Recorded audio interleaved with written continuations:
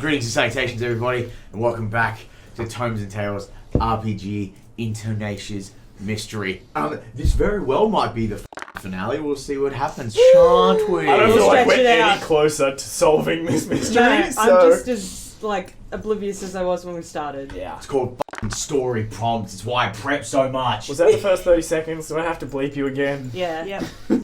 Our fabulous faculty have breached the encampment of the spirit realm to try and find a bit more information regarding the death of Maxwell. And more headway has definitely been made, but also it feels for some of our teachers that we're not any closer to the mystery. But in one of our famous, and this is what you did not see moments, young Riley Spencer was accosted by a shadowy skeletal demon visage of some sort, and the one and only Chelsea Berrycloth came to her rescue. And in this moment, Hero. it seems that the plot is thickening nonetheless, but we'll let the story unravel in its own way on this, our, I believe, final episode of Tomes and Tales. The plot is thicker than Ernest's cut out there. Tomes and Tales RPG presents Intonatia's Mystery. Powered by Kids on Brooms. Part 6. Final Exam. And welcome back. You guys wake up on a Monday morning. Where do I wake up? DM? Roll me that jumbo D20 in the middle of the table. I was a fox on mushrooms for the night. 9. You are fucking like 30 minutes away. Don't save that. You will pay good money for that. You wake up like 35 minutes outside the walls of the school as a human with the scarf on, like, And nothing else! I mean, probably. I'll let him decide that. Probably. It's just up and kind of... Oh, it's see-through. Oh, jeez. It's a sheer fucking scarf. He fell victim to the $350 fucking Shein gift card fucking thing. Welcome to Temu, you fucking loser. Welcome to AliExpress. Yeah, wandering his way back with a half see-through scarf wrapped around him. You start making your way back. Out of our 3 teachers here, who would be the next to awaken? Evalyn would definitely get up early. She wouldn't leave her room just yet because she'd be contemplating whether or not it should be time to approach the headmistress and just basically bombard her with questions as to why she hasn't done anything and why she's locked herself away. Mm-hmm. Because like even the teachers themselves have not seen her. So that's questionable. But eventually she'll come out of her room and obviously still looking like she hasn't had a lick of sleep. Even though last night she kind of just laid in her bed with her eyes closed, but could not turn off. Wasn't real sleep yet. Nah. When you walk out into the common room, Girla is there, and she's making sure, like, because her human form is a glamour, she can just kind of click her fingers and change whatever outfit she wants, you know what I mean? The entire thing's fake. So she's standing in front of one of the big full-length mirrors that, you know, on some drunken occasions you guys have all taken photos in front of and doing cool shit. And, you know, she's going, no. And it's like, well, like one turns into burgundy, and she clicks it again, and then it turns into very reminiscent of Amos' style, like a sleek black trench coat, but it's cinched at the waist. Oh, she's looking fucking snatched, mate. It's fabulous with big gold hoop earrings. She's like, maybe. Clicks again. Really smart pantsuit, and she goes, that's it. That's the one. Thank you. And then goes off to make a coffee. Tony is there sitting on the couch in front of the fire, like kind of scrolling through his phone. He goes, fucking took you long enough. Jesus. Excuse you, at least she looks fucking mighty fine. Sweet. He stands up and he goes, back where I'm from, ladies and some of my fellas were lining up at my fucking door for a piece of this. I'd have to see that. to fucking He's on the believe other it. side of the door. Look, all I'm saying is just come out to dinner with me once. You'll have fun, I promise. You are not my flavor. Hey, man. I respect that. Yeah. You know, Tony's the guy, he'll shoot his shot, and he'll be like, you know what? All good. Like, he doesn't care. Fired and he missed. Green flag, green flag. Green flag. You know, he shot his shot, and he's like, fair enough. I'm making coffee. You want? Yes. Easy. Now, check this out. He reaches into his jacket, like one of the haversack kind of jackets, and pulls out this fucking no sticker tin, and he goes, "My nonna flicked this to me last night. This shit'll put fucking hair on your back." It is his nonna. What? It is his nonna and fucking ashes. I've had enough of that spirit shit, man. I've seen some I'd say hearing that's about when Reggie wanders in through the hole with nothing but the scarf around himself. He's like, I'll take one of those. Oh, Jesus, Reggie. Fucking Christ in heaven. Just give me a coffee. I'll give you a coffee when you put some fucking pants on.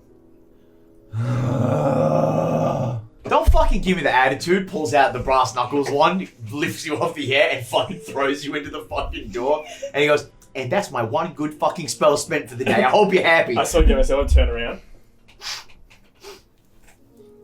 Pull this off. Wrap it around my neck.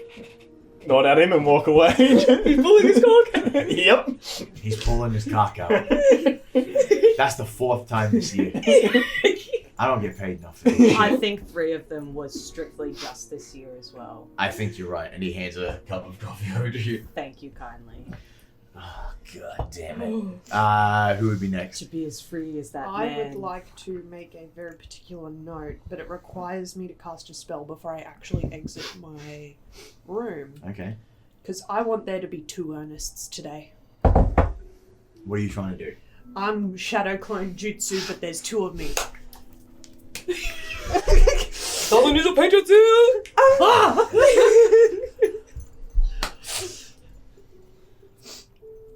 I'm gonna say just make a spell check for me with brains.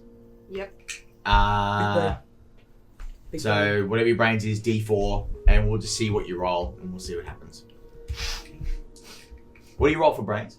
D10. D10. I think over a 7 you'll be okay. That's an 8. Technically, it's an 11. Plus 2 on top of that. 13.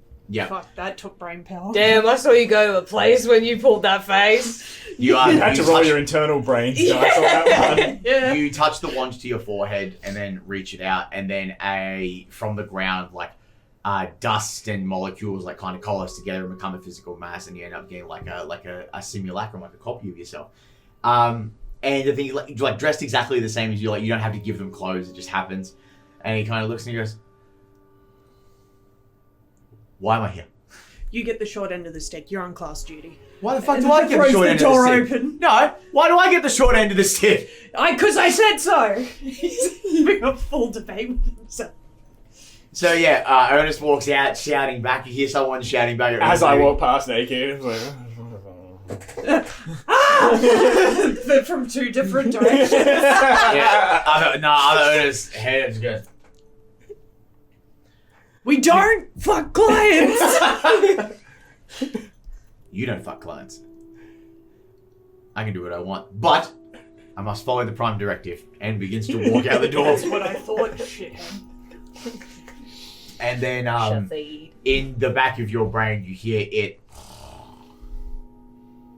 "Please let me eat it. No. It'd be so fucking cool. Please." You know my brain. I've had so many fucking visions about biting your fucking head off. Just give it to me, please. Oh, you mean my clone? Fuck. Yeah, right, at the end of the day. Fucking oath. Fucking I thought you said, yeah. I was on the fence about it. I was like, this could be one or 2 things. Yeah, fuck. We'll leave you with that one. Amos, you're next. No jumbo wins for you. Got one. There's just a lot of like walking around and like rustling in her This room at wand the is so moment. handy. Probably like it sounds like she's maybe just like getting organised for the day. Maybe like just doing some spring cleaning or stuff like that. Yeah. Fair enough. A lot of rustling, a lot of bits and pieces. How long do you reckon? Maybe before you step out in the common room? Or if you leave to the last fucking minute? She would leave it to the last minute. Typical Amos fashion. First day of the week. Nah, mate, we're struggling today. So you just hear a lot of rustling about behind Amos's door, and everyone's like, "That's Amos." But everyone here is now, besides Amos, everyone here's back together. After, like going through the motion spell, I put it to you guys. Is there any conversations that happened beforehand? Anything you like? You're not out yet. Nah. No. Okay. Tell Amos when she comes out, I'm going to check on Raleigh. Raleigh. Rayleigh works. I'm going to check on Rayleigh. Snack is gone. And that's the only context he provides. You leave. Yeah. And you go. Daddy's- By this point, it's pretty early in the morning. So I say, let's go. It's about 7 a.m. Classes started about 9. So you've got about a 2-hour window to kind of fuck about and do whatever you got to do. Right? But at the same time, you're also teachers. You can do what you fucking please. But, you know, probably shouldn't. But we'll see what happens. You go off to check on Riley. Anybody else? Evalyn would probably just also wait until the last minute like she always does. All right. Drink as much coffee as possible to fucking wake you up. Doesn't seem to have as much kick as it used to. What about you, Reggie? Coffee. Food. Half asleep on the couch in the common room again. So you're like kind of dying. You've dressed yourself, got like the leather jacket and the scarf going on. You've got No. coffee in one hand. I don't have my leather jacket. Oh wait, you got the jacket still. Yeah. So you've just got like one of those deep V-necks and a fucking Yeah. scarf and tight jeans. Basically this. Got your boots on, or Connie's, whatever it is. Definitely big fuck off boots. Yeah, fucking like those ones with like that weird fucking link heel thing. I don't know what the fuck they call it. Those look cool. Biker boots. And you're lying there with a coffee cup in one hand and a small plate of food in the other, like both are slightly tipping to the side. Lyle walks around and just grabs it and she goes, Sweetie, you really... This is fun, but you need to sort this out. Okay? Have fun. Kisses you on the head and proceeds to, in her beautiful emerald blue fucking, sapphire blue fucking pantsuit, climbs up the windowsill and says, I will see you losers later, and dives backwards, and you see as like her wings fly out, and then she soars around school, gets a bit of a fly in before she goes to class, you know, spread her wings, pardon my pun, and eventually, the last minute does roll around, and I'd say it's about 8:30. You're like, okay, I'm cutting it pretty close. You gotta get out. Amos still hasn't left yet. Pretty atypical. It's why some of her lessons sometimes will start a bit later. And you go to leave to eventually, you know, prep all your fucking files and your, I want to say Bunsen burner, but that's not fancy enough. It's like Cauldron. your cauldrons, all that sort of stuff. And Reggie, you eventually have to bring yourself to consciousness and drag yourself to the thing. Like, I gotta go check on the elves. You don't remember going to check on the Emperor and the Empress to see if they came back to the pen. No, I didn't. As you're walking, you're like, oh my god, no! You start to sprint down the fucking hall and you go to leave. We'll cut to you. As you're walking through the school, you know, you pass the long wall of windows that look out on the Blood Ball field and you're walking along. You hear the rustling and the raucous behavior of students getting ready for the morning because, you know, like their little dormitories have kitchenettes and stuff in there so they can have very college style where they have like their own little kettles and microwaves and what have you. Pardon me. And you're walking through, hearing everyone waking up. And I feel like there'd be this like crushing sense of anxiety as you're following the same path that you sent Snack on last night. and you get to the stairs, and shakily, like, you put your hand on the railing and you begin to ascend the stairs. You take about, I think it's like 2 rotations I have in my brain before you get up to like the student dormitory level. And what's going through Ernest's mind right now? He's just going to check. He's going to check because if there's another incident that's occurred, because based on the direction that you described Snack looking, Snack didn't see what happened. The connection was just cut. So something's clearly happened. Either I'm gonna find a live kid or another fucking corpse today. Let's go. Okay. You move up to the final stretch of stairs where, you know, it gets up. If we were to visualize it together, it's like rotate. It's like, obviously circular staircases are a bit hard when they're made of stone. So these ones are like square, and you get to the last stretch and the hallway deviates because all the common rooms for the kids like spread like a big O ring, and there's like 2 levels of them. You get up and you remember it was right, so you go to turn right, and you can't help but look, and you know, you look left just to see if maybe miraculously something's still fucking there. But you know, students and shit run through here, so the floors are fucking dirty. There's, you know, debris everywhere, mud, fucking ash, soot from spells, all that bullshit. So you slowly begin to walk the other way.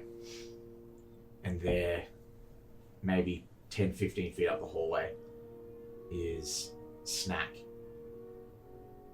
On his side, not moving. No sounds being made. Not bloody, but something got him. Just kind of... Oh, fuck. Checks for a tiny heartbeat. Nothing. Nah.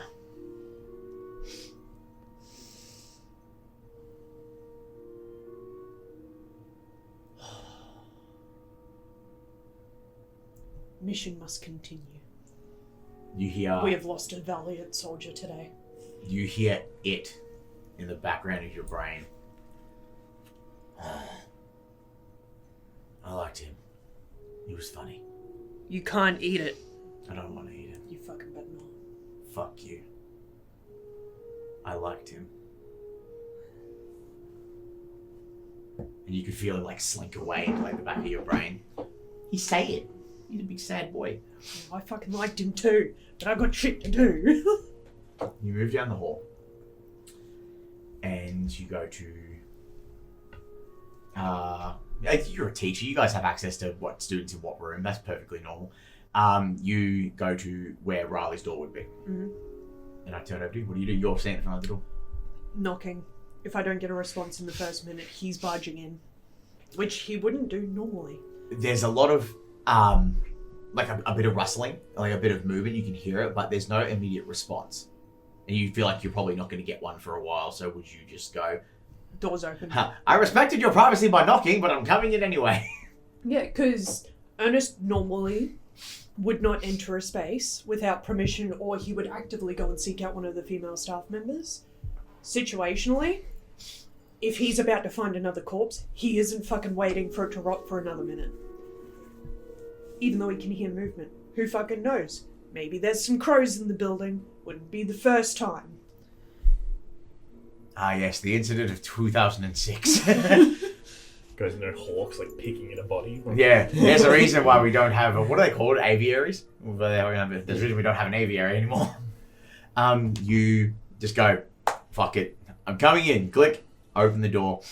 And it's Riley Spencer's there. And unnamed NPC 1A, because I didn't fucking think of a name for who she was bunking with. And Chelsea Berrycloth is there, comforting Riley. Right. Riley's eyes are fucking swollen. If you didn't know any better, it almost looked like she got stung by a bee, bro. She got stung by a bee. Like her face is so fucking swollen, her eyes are red. She's got the snivel. She's like fucking like freaking out. And Chelsea's like trying her best to like calm her down. The other like roommate is like trying to clean the space up and just goes, sorry, sir? What? Forgive me for the intrusion. And for batting the microphone.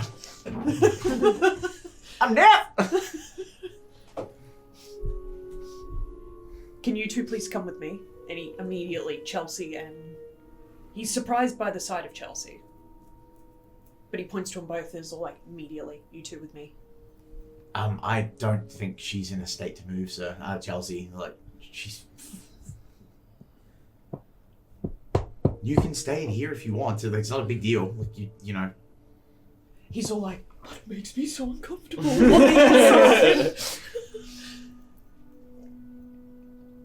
In that case, turns to NPC 1A. We'll call her Jessica. Oh, yeah. No, that's her Jess. name now, NPC. Yeah. Natalie Portman Carter. I was waiting to see how you'd twist that. Well done. NPC, would you be so kind? And they're non-binary at this point because NPC is just their chosen name. Natalie, it's Natalie, but non-binary. They're them. Would you be so kind as to step out for a little while? Yeah, sure. Grabs a duffel bag. Also puts a jacket on. A very, very sporty attire. Like obviously gonna go for a run or something like that. I'll catch you later. And steps out, pulls the door shut, and you hear the steps fade away. What happened last night? Chelsea stands up. Fuck me. Fuck me. Fuck me. Leave that for your partners. Ha ha ha. Really funny, sir. Fucking hell. I looks to fucking Riley. He's like, I don't know what she was doing. You know, probably having a wander about. They all do it. Who fucking cares? I heard some fumbling and some heavy steps, like something had fallen over. I heard some squeaking. I couldn't help it. I'm literally 2 doors down. I was already awake anyway. Been hard to fucking sleep with everything that happened yesterday. Looks over at her again. But I stepped out into the hallway and there was this huge fucking shadow beast thing. And it was like viscous and it kind of looked like it was physical but not really, you know, magic shit. And these 2 really long bony arms came out to like get their hands on Riley, and I couldn't help it, sir. I threw spells at it. I know Miss Embers told me not to do it. I was gonna get in trouble, but this thing looked fucking bad. So I hurled some concussion spells at it, and for lack of a scientific term, I fucking popped off. And I fucking popped off, and I was throwing spells to my heart's fucking content, and when it started to dissipate, like this form, it shrunk and it became like smaller. It was retreating, like obviously this 4-fronted visage or whatever this thing was projecting was pulling back in. But you're buzzing now, that's peculiar. Sorry. Why? It didn't do it at all last episode, and it just did it now. Weird, peculiar. Anyway, it was dissipating and retreating, and in the last second, it was pulling back into some sort of like realistic shape, like humanoid shape, and then it teleported away in like a puff of black smoke. There was definitely something like skeleton monster in the smoke, but it went and disappeared, and the rest of it trailed off afterwards.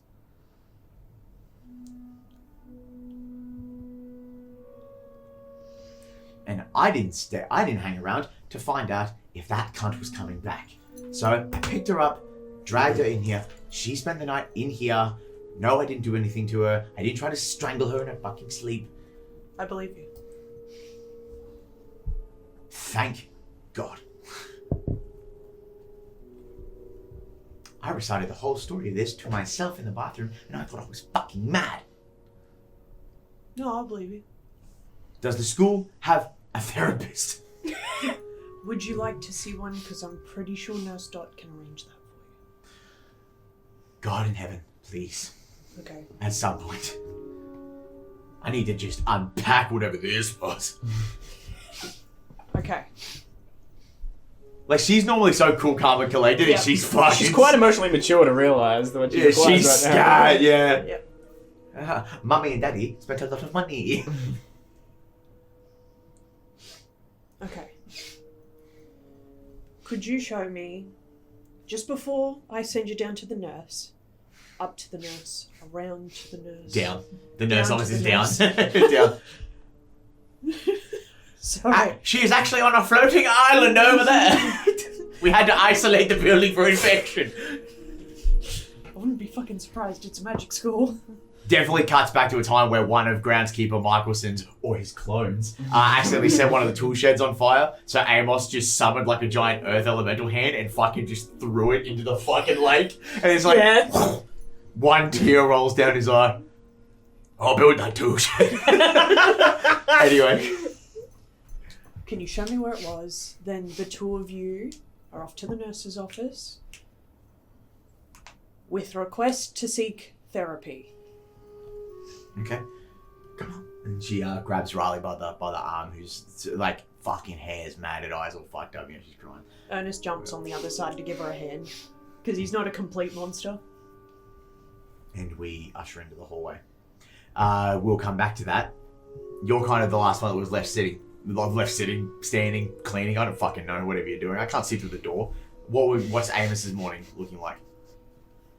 She would just wait until the bell goes to teleport into her classroom to start the day. Fair enough. So really not a lot, honestly. You're probably just hanging tight, yeah. So we'll cut that. Well, actually, we'll go to the other two. So what do we think? Well, what's going on with everyone's morning? While Evalyn's in her classroom and prepping and everything like that, she's still like replaying what happened last night and basically trying to figure out and almost driving herself insane to do so. So she'll be more out of it today in class than she would have been normally. And also the contents of what happened within the spirit realm as well has shaken her a bit too.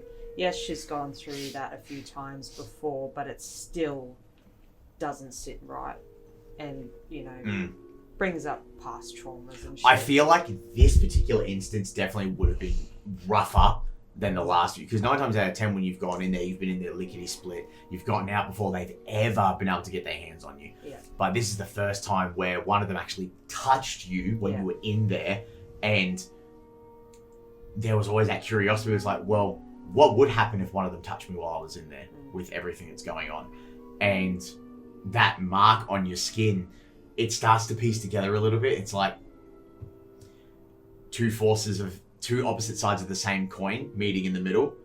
Maybe that's what it is. But when you do pull the bandage off, you're like, oh, it's very slowly. It's starting to retract back to where the palm would be, like where it would have grabbed you around the wrist. So you're like, oh, maybe 4 or 5 more days and it'll go away, but it will go away. And she'd put an illusion on it, but if you looked close enough, because she's so out of it, you'd still, like, you'd be able to see this, like, kind of like humming of magic over like her a wrist. flicker. Yeah. Hell yeah. Yeah, definitely for sure. That's cool. But you muster up and go about, you know, go your magic on, go to your classroom. There's a couple of like the younger students that are there already very eagerly awaiting the day, you know what I mean? They've been up early and all that sort of stuff, and they give you a wave and they talk about how excited they are. Thomas is there, of course he is, because he's the fucking big-eyed, bright-eyed, bushy-tailed. He wants to be amongst it, he loves it, you're his favourite teacher. So it puts a little bit more like, I can't worry too much about me, I've got other people that need my attention right now. Yeah. A good distraction, she'd think. A welcome distraction. Yeah. Yep. What about Reg? Is the Emperor in his... You find when you go back, the Empress is asleep in like one of the hay bales, but he is standing firm at the gate. And he goes, Master Reginald, you are not here to secure the defences, my lord. I'm tired. I had a night. Glad you guys got home safe. I would never go back on my word. You were a gentleman and a scholar. If only I had hands to write, I think my memoirs would be fucking fantastic. I'll look into some spells for you, mate. Cut to the deer for adventure time. Throw him a carrot or something. Ambrosia. I'm glad that this is what's getting you. Like the fucking Emperor and the Empress. I love it. I don't know, for some reason when you said like throws him a carrot, for some reason, I imagine Reggie's aim's totally off when he throws it, smacks the Emperor in the face or something. Alas, you have declared war on the forest people. Pulls out a horn. I shouldn't have given him those hands. Why? Ernest, you and Chelsea and Riley go into the hallway. And when you get to about the midway section, the midway between the door and where they explain to you that the beast was sundered, right? This visage was sundered. You go, okay, stay here and I'll have a look. And it in the back of your brain goes, can I drive for a second? I'm not gonna fucking eat anything, I just wanna have a look.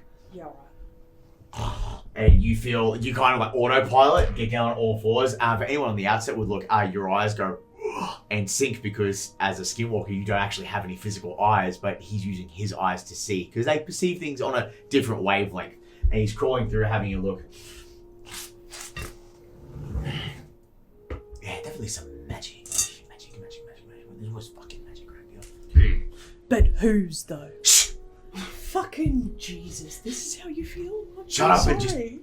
just shut up and think your dirty thoughts, you fucking pervert. Fuck you!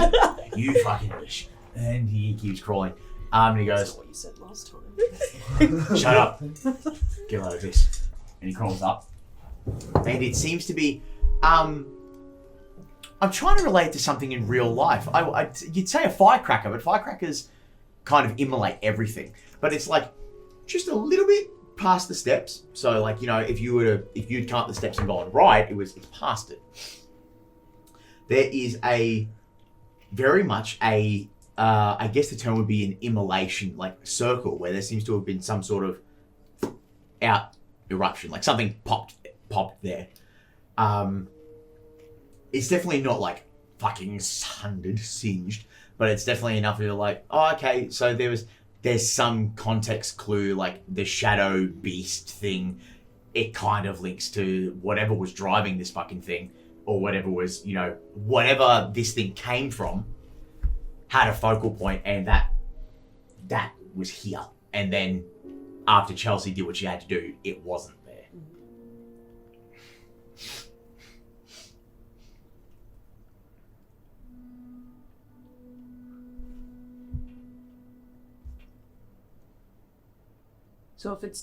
So based on that description, it's teleported away or genuinely imploded. Yeah, one of those two. Is there any way to tell the difference between the two with... If you roll if you were to cast a spell to discern the kind of eruption, which you can do, I think it'd be high-ish DC difficulty. What do you roll for? Where? Oh, they're here. What do you roll for? Brains and charm. It depends on who you determine is actually steering in this moment. Okay, so it is only using his eyes to see at a wavelength, which obviously there's some sort of magical residue that caught his attention when he saw it. So, but it's still your body, so he can basically go, and that's where my skill set ends. And you whip back in. All of a sudden, you're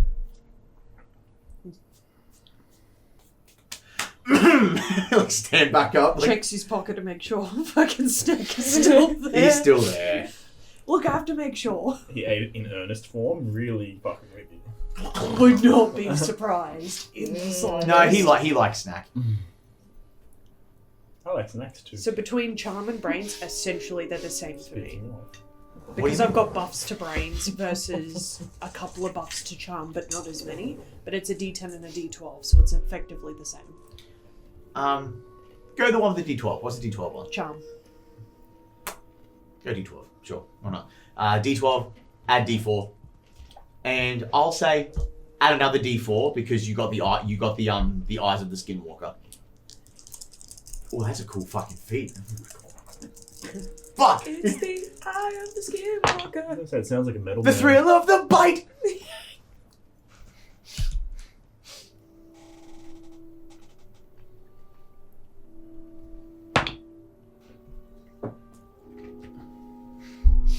22. Fucking excuse you? What He did you roll? exploded. Oh, no one tells me anything. He's brilliant. No, you're busy thinking of your new. Was that on the one that I bought you? Or? No, that's the other one. Those are the ones that I bought you. Left. Yeah. Okay. I was gonna say you We've really gone to fucking town on betrayed me. that bowl. I feel like I'm going to be up for 3 days with all the sugar I've consumed. Yeah. Monica, you doing that reminds me of when Simba eats the grub in the Lion King. Oh, that's why Or I do Timon, it. yeah. I used to do it all the time as a kid. Go rub. You stand up, make sure that the girls behind you pull out your wand. What's this spell look like? How do you go through the somatics and the components of that? Ow. Give me candy. Candy, candy, candy. I'm trying to think, but all I'm all like, it's time for a story. Candy. Fucking Jesus, that thing haunted my nightmares. Pedro. Stop! For this one, I think it's gonna be very... He kind of stands there and it's not very dramatic. He just got his wand out and a single drop of water drops from the end. And lands in the middle of the circle. Just very anticlimactic on the outside.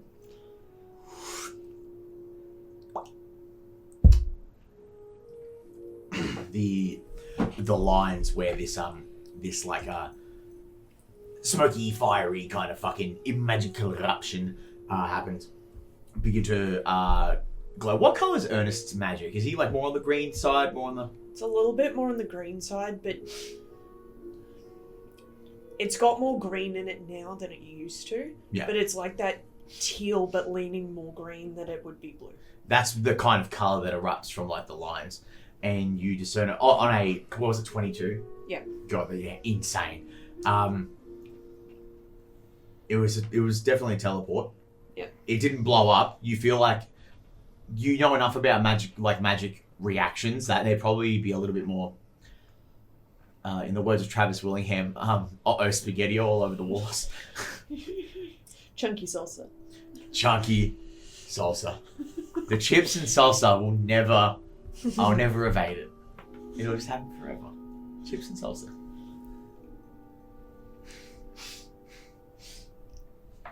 Can I find out where it went? Based on the teleportation. Ooh, no, I don't think that would. It would have to. If you witnessed someone teleport and at that second got a spell off, I would think that you could latch on, but it's been and gone. Yeah. It's been hours, so no chance. Is the magic familiar to me? Every teacher here can teleport. Some students can teleport, or But like, is the magic that was used familiar to me? Like in a sense of the headmistress teleports differently to say Amos. Oh, I see. The headmistress is actually a tricky one because she changes it every time because she's very flamboyant. What's everyone's teleports look like actually? Because everyone can do it in the school because you're faculty. It's kind of your job. So what's everyone's teleports look like? Well, Evalyn's is like a black bubbling cauldron, That's and right. they kind of like seep into the ground, sort of thing. You turn to goo and then just Yeah. reconstitute somewhere else. Yeah. That's fucking horrific. If a teacher did that to me when I was in a Oh, private school, melting! She's done that a few times to the kids. like one of the Oh, you're fucking evil bitch! And the young ones, it's every time like the first class of the year, all the young first students that come in freak the fuck out. That's brilliant. fucking so cruel. She I'm loves quickly it. rolling through the group chat to find what I had for Tony, but continue. I imagine Reggie kind of just Tony's breathes response. out a heavy smoke that engulfs his whole body and then just sort of fades out to the ground. Oh my god, you're like that gnome Tony's mini with that I have where he's sparks. like floating. that's right. Oh, spark. Because Yeah, he's queer. Yeah. that's right. Tony's is. I heard it. I was like, oh look, I don't even have to look. Yeah. Tony's is like an eruption of like sparks that he links to when he was a kid because his dad was like a steel worker. So when he went to the factory, it was always like sparks of grinding and all that sort of stuff. And like the melting of metal. That's what he links it to. So he's just kind of fiery. And obviously, Amos, she does like the whole and it goes off. So one of them two, it kind of fits, but they're just the people you know. You don't know if like one of the students is being sneaky about it. Maybe the headmistress could have done it because she changes hers all the time. You literally watched her appear in a bolt of fucking lightning the other day.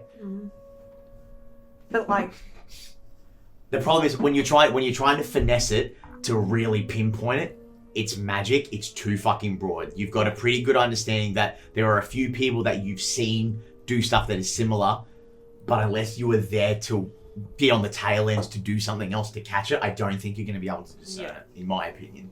Okay. 2 pulls out his phone, takes a photo of it. Doesn't clean it up. You know, not my problem. not the Michaelson's Yeah, problem. Yeah, he wakes. He sits up in the bed. Wake up, Michelson's. Yeah, what's happening? What's happening? What's happening? There's a disturbance on the floor. Someone's burnt the fucking carpet. R5 God. cleaned up. Yeah, look, it's not my shift. It's not my shift. They fucking all just argue amongst each other. Wait, so is it canon now that there's clones of Michelson? Maybe. No one's stepped inside the tool shed since the last one got thrown into the river. So many Michelsons have been lost that day. Yeah, there was about 4 in there. And they're like, why has gravity turned off?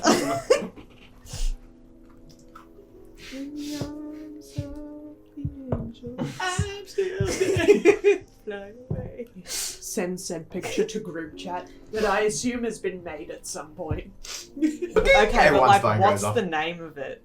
Oh. Oh, Fabulous faculty. absolutely not. Amos and the Embers. Yeah, it'd be something like real, like pretentious. A girl. I like Amos a girl keeps punk band. changing it back. Yeah, I was like gonna say it changes constantly, but then yeah, she keeps like you know, fucking naming something dumb like Dookie Patrol or you know the Piss Police or something like that. Ernie's big snack. The Yeah. group photo is of Reggie passed out with a bunch of drawings all over his Absolutely. face. 100%. Hell yeah. Someone did a spell to like give you like a big fucked up handlebar mustache while you were blacked out. No, Amos has definitely drawn like a dick coming into his mouth. Like he's like, and he's like drooling everywhere. And you've enchanted it to be magical, so the photo on the group chat's a gif of it going, Yeah, yes. ah yes, our provider, Wizard Wireless. Sponsors of the school. How am I being attacked by your hair from over here? It travels. Oogly boogly bitch. It touched me. It was between my fingers. Stay back, you spooky bitch! But everyone gets that photo in your group chat. Then he proceeds to escort the girls to Nurse Dot with specific instructions that they've requested therapy. What? Did you just send a picture, or do you send any message along with No, it? there's just a picture of this burnt stain. Reggie just responds, "That wasn't me." Amos just leaves you on red. There's no context. And then Reggie sends a gif. Whoop-de-doo. And then just turns the phone back over. What about Evalyn? Is Evalyn doing anything? Evalyn would probably look at it and just be like, "What? Why are you sending me a photo of the floor?" I imagine Evalyn just sends a singular question mark. Yeah. No, the emoji of the guy going, Just no, it's the gif of the calculating lady. Yes. can we add those in the corner? Like a little phone chat comes up. Or if I can be bothered. Please, it's the finale. Ernest, TLDR, girls got attacked. This is all that's left. yeah. Letting them think that the girls have been fucking exploded. And that's what's left of them. Just eviscerated into ash. Yeah. At this point, are we in class, or what's going on? I'm gonna say like 5 minutes and the bell's gonna ring. Just another gif, and it's the cat going, "Huh? Or Yeah, I'm gonna respond to it with a, like, weren't you meant to be watching them? Snack died. Cunt. Another gift of R.I.P. Yeah, like the crying face. And then like another like just couple of emojis, like a love heart with a little mouse and another love heart. Fucking hell. I'm taking the girls to therapy. And then I thought they were dead. he just fucking locks his phone. These kids are useless. Are they dead?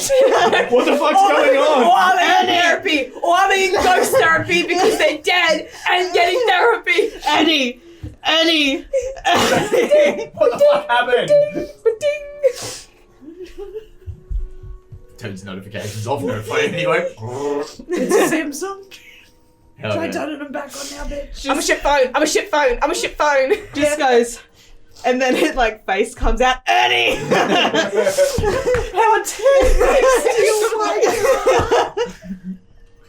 Okay. Weasley. And he There's been drags an away. inquiry. And it's entirely your fault. I grab whichever of the good students has shown up to class already. Go to Nurse Dot's office and tell Ernie to answer his phone. Go. Go. Am I being graded on Go. this? Okay. He runs off. This poor little kid, like 14, like 100% of sprinting. your grade. Yeah.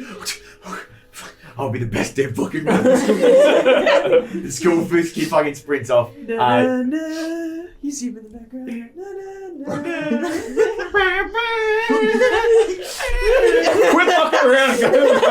He's going to find some hill somewhere. And he's doing the on-the-spot jog. Where'd he get the boxing gloves from? Why is there a white towel over his shoulders? It's a montage. It's fucking gone to Mordor. Anyway. One ring. Anyway.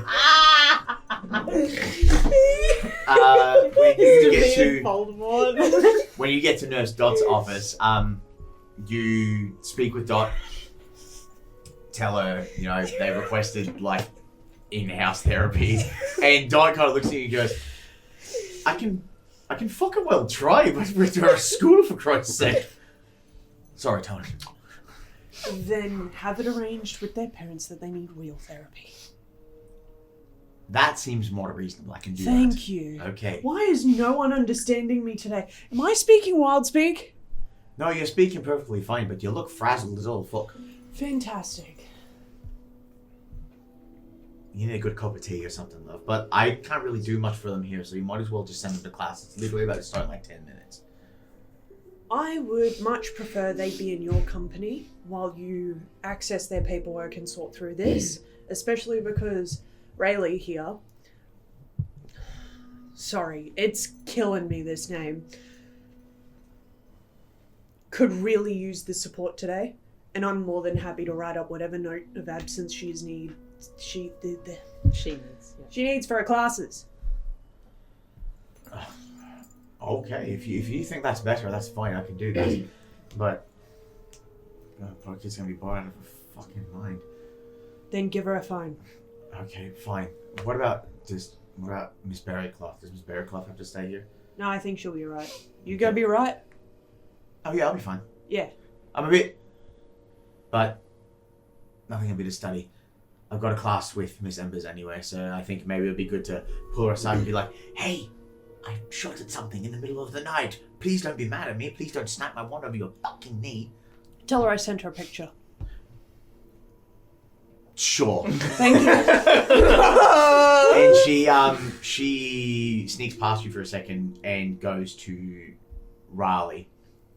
And you're kind of like standing at the door like, oh fuck, what's going to happen? You have a look in. Dot's like looking out through the glass and she's like going through the papers. And you would pick this up. Raleigh's obviously like just full fucking scat, right? Mm-hmm. And she kneels down in front of her and she goes, in light of everything that's happened, I did what I did because you didn't deserve to go down like that. I don't truly think you're a bad person, but you need to fix yourself. Okay, I'll come see you later. And she stands up, brushes herself off, and then lightly jogs past you and she goes, I will see you later, and runs past you to go to class. By this point, bing, bells ring, everything's going off, Class is in session, gang. Wait, I got to think for this.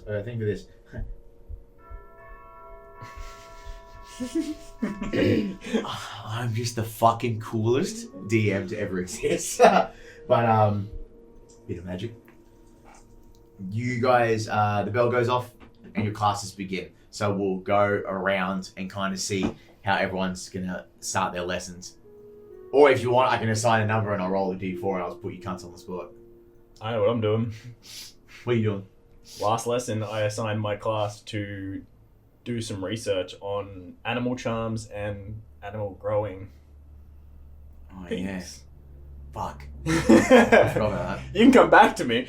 I'm I will be going through that and essentially trying to figure out if anyone seems to have a too good of an understanding of these things. One student specifically. So Ash Lamond is I believe is the young boy that was in your class a lot. Mm-hmm. He comes along and his little write up talks about how, you know, some animals, some like mutated variants of like what we would call common animals that are like have magically interbred and something's changed. There are some that can like puff up and get bigger in certain aspects, but you're like, it's technically correct, but it's not really the right way to go. We're looking for like a complete transmutation of an animal of a normal scale to like a 1 to fucking 137th version scale, you know what I mean? Like one of the other students who you would know is also frequents Ernest's class. Puts her hand up, again, unnamed NPC, we'll just call her Jen or something. She puts her hand up, she's going in. She goes, you know, besides the obvious that you can, you know, spells and all that rubbish, I do know that Mr. Hickory's spoken about there are some plants over in other countries that if animals eat enough of them, like apparently there's one that can like prolong life, and apparently there's another magical plant that you can eat that sometimes it makes them grow bigger, but that's like 26 something hours around the planet. So unless someone brought one here, kind of just seems like magical mishap. But I don't know. That's my paper.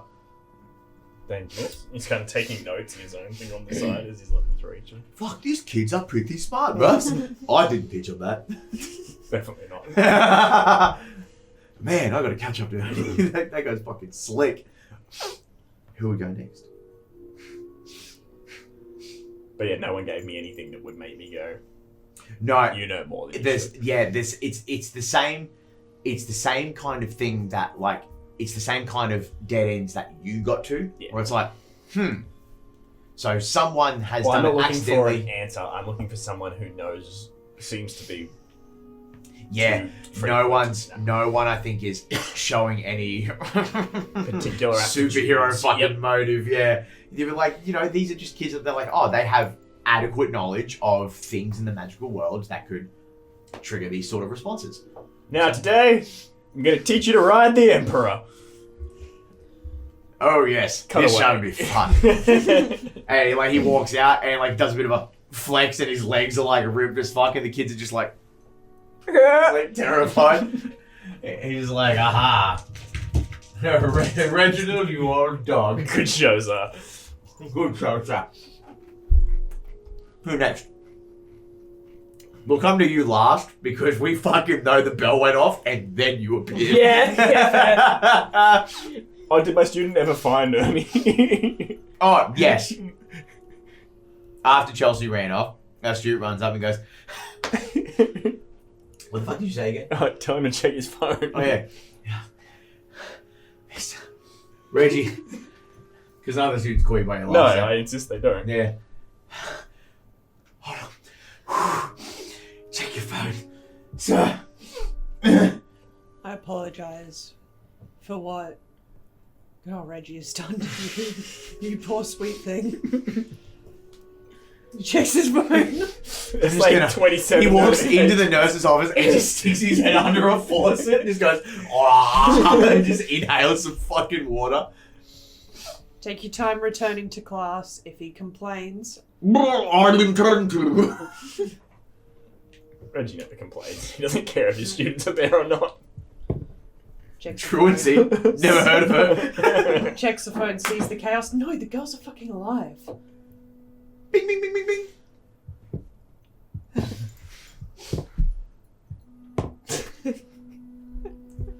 Why do I even message here? You get like a message from. Ernie has left the chat. Oh, bro fully locked up. I didn't mean to hurt bro's feelings. Ernie has been added to the chat by Evalyn. You can't leave. There's like some typing. You know, when like someone's typing, then they stop, and they're typing, then they stop. Yeah. There's like that. Unfortunately, your phone does this to me all the time. And then she just sends, "Where are they now?" Question mark. Chelsea's in class. Riley. Either or doesn't matter. Doesn't matter. Riley's in the nurse's office. It just gives a thumbs up, like react to it. Oh god, so boomer.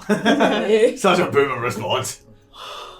Ernest is personally offended by the thumbs up response. You see the thumb, like, because it's like the react to the message, like, and you see it like disappear, and then like a sorry afterwards.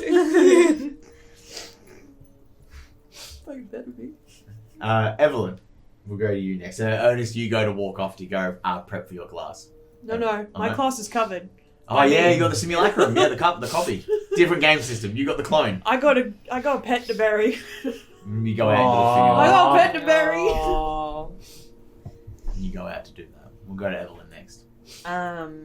Evalyn will be standing behind her desk, and the blackboard and the chalk will be going off.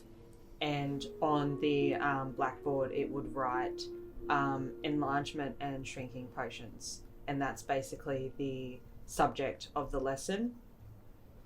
And then she would go to explain the lineup of herbs and liquids and stuff like that on each of the students' desks, and basically go through the process of how to do that. Mm-hmm. And then basically just like observe the class, and she knows the students that would excel in stuff like this, the ones that are already like They have the aptitude. already good at this, and then just try and see if she can spot anyone else that has like another sort of interest or uncomfortability to this topic. I think so. Obviously, Thomas, huge aptitude for it. He's there. I believe I did send you a list at some point about what students were standing out. Yeah. That young Zachary is there as well. He doesn't have a natural aptitude for it, but he's very eager, which is good. It's very easy to like mold him to like really understand, like to get him to understand potions as a craft. All the students there, they're kind of going through. There are a couple that have a kind of fear, because and you can hear them as you're like walking around looking over. They're like, "You ever seen that? Oh, Mum and Dad talk about it all the time. That really stupid movie, Shrinking the Kids or whatever the fuck it's called. What that happened? They're like, well, just don't drink the fucking potion, you idiot." And like you're just like, "Shut the fuck, you fucking morons." Yeah. And then eventually you give them like normal terracotta little cup things, and you're like, drop that in there, let it soak, and if it works, it'll pop. Yeah. You obviously Thomas and Zachary do it, and Zachary's shakes, and one side's really big and one side's kind of small. You kind of got the gist of it. Thomas, flawless. Yeah. One of the students, they go, "Okay." And the fucking thing shatters. He's like, there's like just that orange terracotta like dust all over his face. He's like, "Yes, hello." And you have to deal with that rubbish. All the students for Amos's class know that sometimes she'll be fashionably late, so they just let themselves into the classroom. It's very scarce. You haven't set up any of the battle dummies or the dueling mat or anything like that. Everyone's sitting down. Chelsea, because it's kind of wibbly wobbly all the time, in the last second she goes, like quickly sprints in, fixes her hair, and sits down at the back, and then I turn it over to you. What's going to happen here? Not long after the bell goes and not long after Chelsea arrives, because Amos is behind. Unfortunately, she hates doing it, but she has to teleport to class. And so, in a thick black smoke, with a skeletal structure in it, she teleports at the very desk of her class, and she looks very frazzled and very on edge, and she starts looking around. All right, everyone's here. There's a couple of students in the front that are just like, Miss, come on. Like you see this one kid, he just goes, pay up, cunt. And he fucking gives him like a fucking 5-piece. And he's like, make him pay, brother. It's like, they're like waging on your fucking thing. One dude pulls out, not just a tally in a book. She looks completely disorganized. And she starts doing just like a very, very loose roll call. She's kind of just like powering through it. And she almost looks like she's sweating, like she's worked herself up into like such a tizzy this morning that she's like perspirating.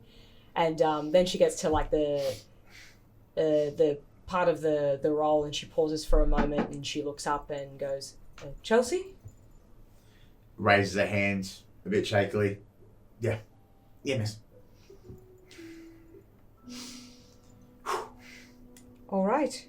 Let's get class started. Let's start it. One of the students in front is like, you're fucking in trouble.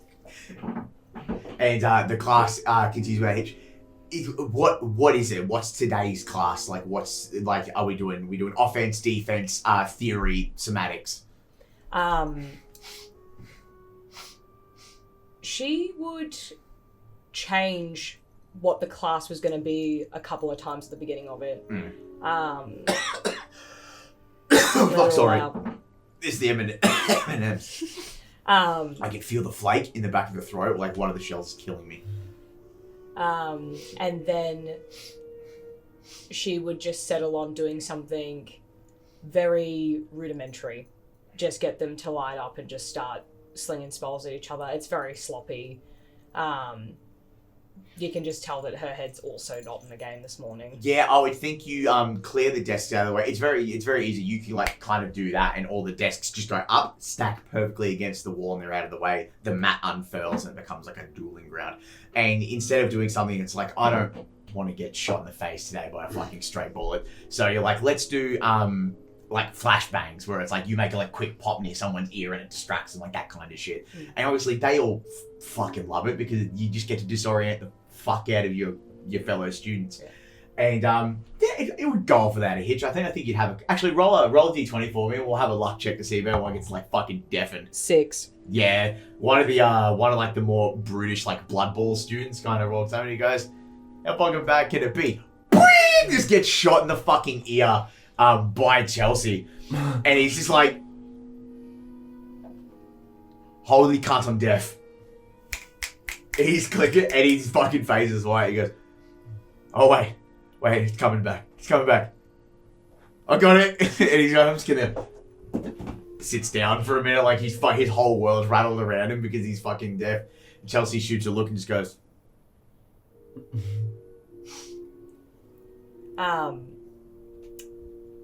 Amos will quickly like flag her down to the desk. puts it in a little holster. You seem frazzled today. Is everything all right?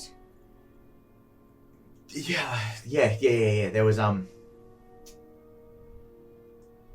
something happened last night with Riley. What did you see? Well, I woke up to her freaking out, having a bit of a tumble in the hallway, and I got out and like looks around at the rest of the classroom to kind of make sure like no one's trying to like eavesdropping on the shit. There's a couple of students that are just like, ooh, like they're like, you're fucking in trouble. And she goes, there was this, it was smoke and it was black and it was fucking everywhere. It took up the entire size of the hallway, and I started throwing spells at it and it started to retreat. It went away. So I thought I was doing the right thing. So I kept hurling like the light orbs, the ones that you showed us at the beginning of the year. They're like kind of concussive. Yes. Yeah. And I was throwing it, and eventually it retracted far enough and it started to coalesce into something, and then it teleported away at the last second. I don't think I killed it.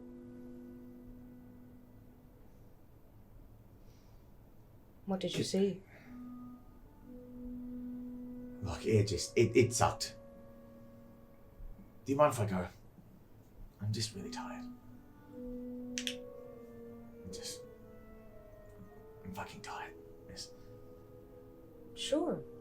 If you need a break, I'd probably recommend going to Nurse Dot's. Yeah, I think so. And she will hover for a minute and then turn and very briskly go to leave. Very briskly. Did anyone else want to interject before we continue? No? Sorry, that was the moment of silence for Snack's funeral. R.I.P. Kobe. Has his mobile phone out. It was his favourite telenovela. It's one of the Michelsons is there. Got my shovel back. Yeah, he's just standing there just like... It was a good mouse. He never shit on any of the carpets. Rest in peace, mate. Puts a pack of cigarettes on the fucking rack and then fucking goes, Fucking hell. I'm taking that back now. Takes a shovel and then walks off. You're looking one way, he walks there, another Michelson comes into frame. You only ever see one at a time, though. Yeah, only you saw it. This- No, and you think about it, like, you hear it in your brain, no one will ever fucking believe you. I don't give a fuck. I know it's true. As you begin to probably turn around, head back in. Yeah. There is a moment where you're walking through the halls, and you hear the chattering of like the other classes and stuff. Elia's teaching. Ivana Sunda, the one who teaches like the magical languages and stuff, she's in there. The Hellborn teacher, Miss Waterwist, is teaching music. Sounds beautiful. Like she plays a handheld harp, so it's fucking lovely. And you're walking through, and you see a very because it's on the ground floor, passing Nurse Dot's office. You see a very frazzled Chelsea Berrycloth running, catches eye of you, and then sprints towards you very quickly. He just slows to a stop and waits for her to approach. How tall are you again? You're very short. In this form, I'm 5'4". Damn! So she's taller than you. Yep. She walks home, she goes, whatever I saw looked exactly like Miss Embers. When she does the thing that we can't do. Mm-hmm. I don't know if that means anything. Probably copying. I don't know. She is fucking spooky.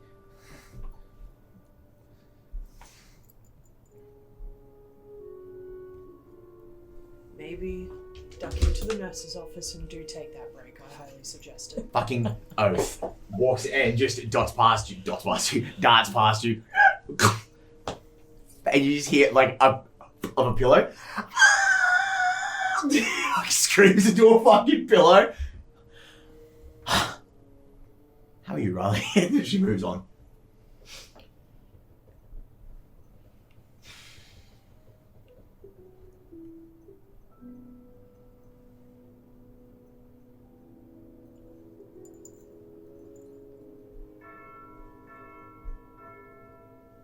Lunchtime. First break happens. What are we doing? Get the fuck out of here, all you. Oh, Jesus Christ! All right. Even the emperor is like, "Have we got all right today, sir?" No. Goes off into his little demountable and smoke starts coming out of the window. And the camera pans over to the emperor and goes, "Oh my God!" Brings a hoof, wipes a tear. A truly misunderstood man of our age. What goes on in that fragile mind of his? We'll never know. Coming, dear. 6 legs, walks off. He's the best character. I've had a lot of fun with Emperor. Truly. I have a lot of fun with Hawk. What we were doing? It's lunchtime. I'm putting you guys. Everyone looks fucking stunned. Finding Ernie. Sure. He's getting So- stoned and he's gonna find the wrong one. Yeah, you walk out of the demountable into the office and you go, Side what's up? question about familiars. Mhm. Can you, like, connect to another familiar after, like, or is there, like... There is a process to it, but it can be done. Yeah. It's a couple of days of like you earning their trust and then building a magical connection. So message the group chat. Where are you, Ernie? Also messages Ernie through like the encrypted chat system that we use for other messages. Wait, have you sent it just in the group chat? Excuse me. No, Both. to both separately. He specifically goes to the encrypted one and not the group chat. Mhm. What do you need me for? To figure shit out. And if you got some stuff I could. If you need some stuff, go to the greenhouse. If you want to actually do some fucking Greenhouse. calculation and work some shit out, because I've got a theory, it's a doozy, I'll be out the front of Amos's classroom. I'll teleport there from my room. And before I've left my little space, I've gone to one of the little cupboards of cages and things and come back out to you and I'm like, I hope it's not too soon, mate, but I've got, and he pulls out like it's no snack, and it's this tiny little like bright coloured salamander. Just thought you might. Thanks. You look at him and he's very cartoonish. His eyes are just a little bit too big. His hands are sprayed out, and he looks at you and goes, blinks one eye. Wow. You made me think of you. I'm gonna call it that. Yes. Fuck it. It's in your brain. He goes, you fucking gave it my name. I knew you liked me. No, it's just because it looks like you in the mirror. I'll take it. And you look at it like, fine. It's still just a lizard at this point. Yeah, he doesn't have sentience yet. Yeah. It's like eyes just like sort of like. If I could, I would. If I fucking could, Skye, I would. But I'm but a man. If you cut me, do I have a plea? It's just a stay. Instead of going to the encrypted chat, he just goes to his private messages with Evalyn and goes, "You need to meet me outside of Amos's classroom immediately." Does that include Amos in that? No, it's just private private chat. Private chat, right? Okay. Keep I up. was gonna say, how fucking dare you, motherfucker? How are you not on top of all the fantasy chats that we've Yeah. I didn't know you were gonna pull a fucking flame yellow salamander out your fucking dick hole. And here we are. Oh. That is not where he came from. I don't care. I love him anyway. My sphincter clenched when you said that. A lizard from a lizard. Everyone, Evalyn, what are you doing? Evalyn would like quickly see that message, not opening it, just on the front of. Oh, she did the stealth read. Her phone Yeah. screen, and basically just dismiss the students because Thomas and some of the other ones would stay back to help clean up, and just basically tell them to just go, and then should cast a spell, and everything would just go back in their like drawers and cupboards and everything like So they that. didn't See, need to clean up. You're teaching them responsibility. Yeah, that's a real teacher right there, folks. And then she would make her way, because I feel like it wouldn't be too far from where her class is to where Amos's class is. And then she'd just walk there. All three. At one point when you teleport and you guys all link up, Ernie's there, and then in the distance, another Ernest comes around the corner and be like, Go to lunch. fine by me. And take your friends with you. He's trying to cast a copy of these three, but they all look slightly wrong. Well, like one eye is slightly higher than the other. No, I reckon like he's gotten like some of the details of each teacher mixed up. So like Amos is there with a low cut V shirt with like a hairy chest, like Reggie's. You know what? Absolutely, that's Reggie's happening. walking off with tits. He's... And he looks at you and he goes, try harder. Make it believable. I'll fucking think of something. Christ. And he grabs her and is like, oh, come on, you dopey butts. And just They're all like, walking along like their brains aren't kind of working. So you see, like, he pulls out like It's a not hard to fool Tony. Oh yeah, would Tony have been involved in any of those techniques? No. He's on the group chat. He's not the group, but he's one of the boys. He tags along from time to time. Yeah, There's yeah. another group chat with Tony in it, but There's another group chat with the whole like faculty. The faculty. In it, That one's without called the headmistress. that one's called Fabulous Faculty. Yeah. I reckon Tony does like the whore monitor. My name's Helen. I'm the whore monitor. Oh man. We're too scared he's gonna dub us in for all our stupid shit. I can't help but think of Brennan Mulligan. Gentlemen, I've invited you all here because Nufe is beset by Eldritch Harris. Harrah. Harrah. I tell you what, I go into Amos's classroom and the horrors are beyond my mortal soul. But eventually you guys all three of you, at the front of Amos's classroom. That big black iron door.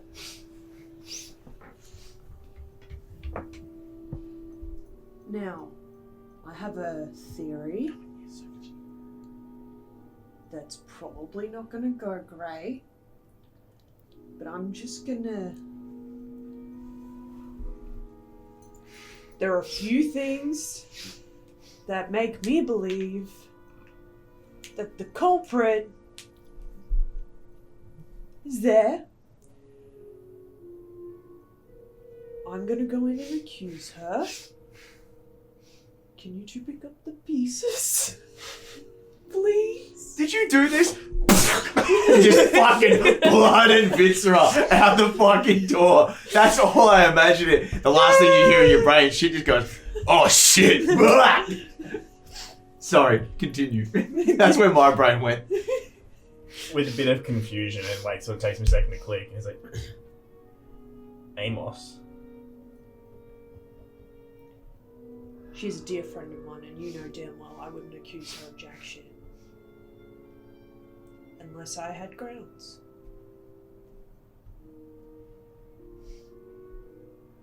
Looks over to Evalyn. There's just a look of realization on Evelyn's face, and she's kind of kicking herself that she couldn't figure it out on her own. And then she just goes, the fucking snake should have been the first indication.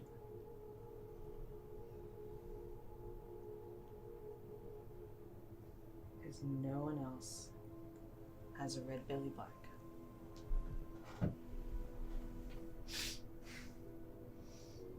Only two of us in the whole school knew where that plant was.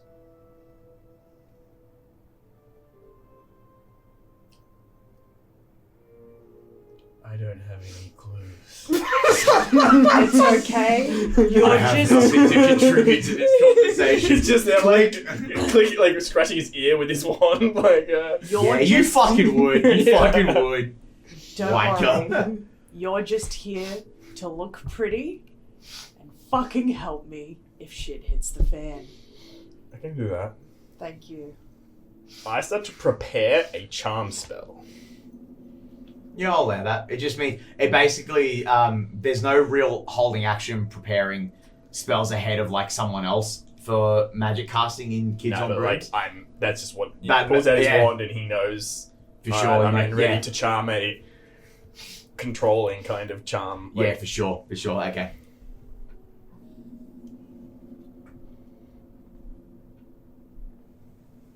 If I die, bury me a snack. Where'd you bury him? He doesn't tell you. He's already gone into the classroom. Michelson, where'd you bury him? Like 4 others respond. Yeah. It's like, G'day. Oh. beep, beep, beep. She hung up on me. She hung up on me too. That bitch. And it's that very like. He opens the door like a little bit and then sidesteps into the classroom, then closes the door. like we're outside, or He's just said, look, I'm going in to confront her. It's up to you guys if you're coming with. Yeah, are you guys gonna hang in the hallway? What are you doing? I look to Evalyn, the mature adult, to make the choice. I have no idea. Help me if something goes wrong. Proceeds to lock them out of the classroom. There's no door handle on this door. What do you mean? You think that it can't magically be locked? I was under the impression there's a hole in the door where the door handle is, and Well, no one locks here's the what door. I'm going to say happens. You go in first. The door shuts behind you. We'll wibbly wobbly time a little bit. You guys are hanging out in the hallway being like, what the fuck are we going to do? Here comes Tony walking down the hallway. I don't know who played that stupid fucking joke. Shut up. But those three things just melted in the middle. You probably had something to do with it. They melted in the middle of the fucking mess hall. Michelson's fuming. Stay. Knuckles, out. Shh.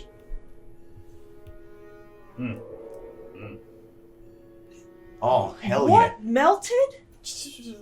Later. Well, you melted and you melted. Oh. You had tits for some reason. Oh. Look, April was That's April was months exactly her ago. face just... Yeah, April was Oh, months mate. ago. But he pulls the brass knuckle one day and goes, okay, time for a fucking Donnybrook. Let's have it. Sit. Ear up against the door. Still looking at you, waiting for a... Now tell me, for the love of God, because you've been awfully fucking quiet. Is Emma still in the classroom? Yes, she is. Fuck. On a spinning chair. No. Oh, that's what got you. She actually seems very distraught almost.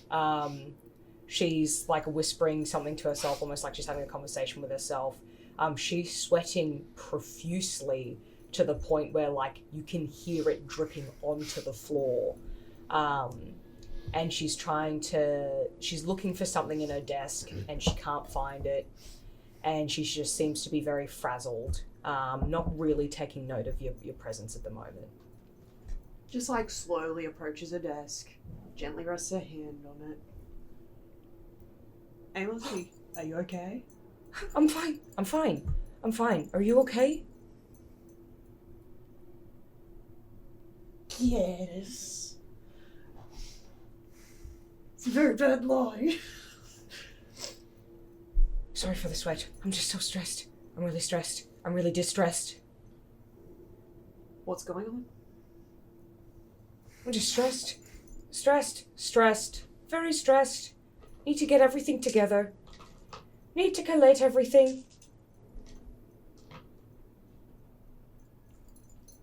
Can I help you?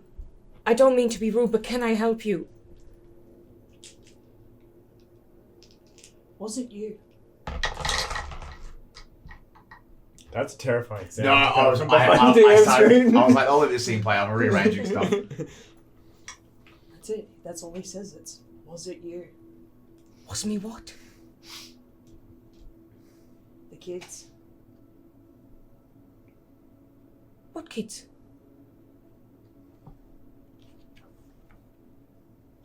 Rayleigh. Chelsea. Maxwell. And Shane. Was it you? She kind of like quickly turns and starts pulling at her hair. No. This wasn't how it was meant to happen. This wasn't how it was meant to happen. This wasn't. Why are you asking me that? Why are you asking me that? Because I'm still your friend. I just want to know, was it you? I told you he'd be first. Oh, no. You think it was me? There's a couple of things that line up a little too well. So I'm asking you first, because you're my friend. Have you told the others? Not in great detail. But you've told them you think it's me. Am I wrong? Oh my god, you've brought them here with you, haven't you? They're outside right now, aren't they? You think it was me? You all think it was me, don't you? You haven't told me it's not. Was it or was it not?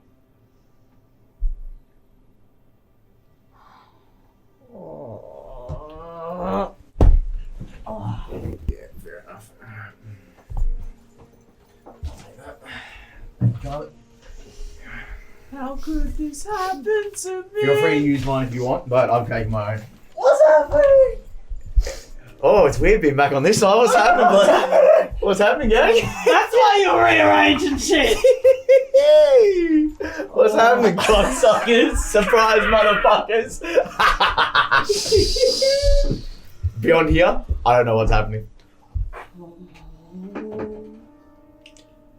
He knows. He wasn't supposed to know. He wasn't supposed to know. He wasn't supposed to figure it out. He figured it out. He figured it out. Oh, no, no, no, no. Oh, this is bad. This is bad. And almost an arm cracking twists almost out of its socket and lurches out towards the door. The fingers twist, pull forward. The iron door rips open. The floorboards wave and rustle as the people waiting outside are waved into the room. Oh. And the lid's Iron still door. like... What?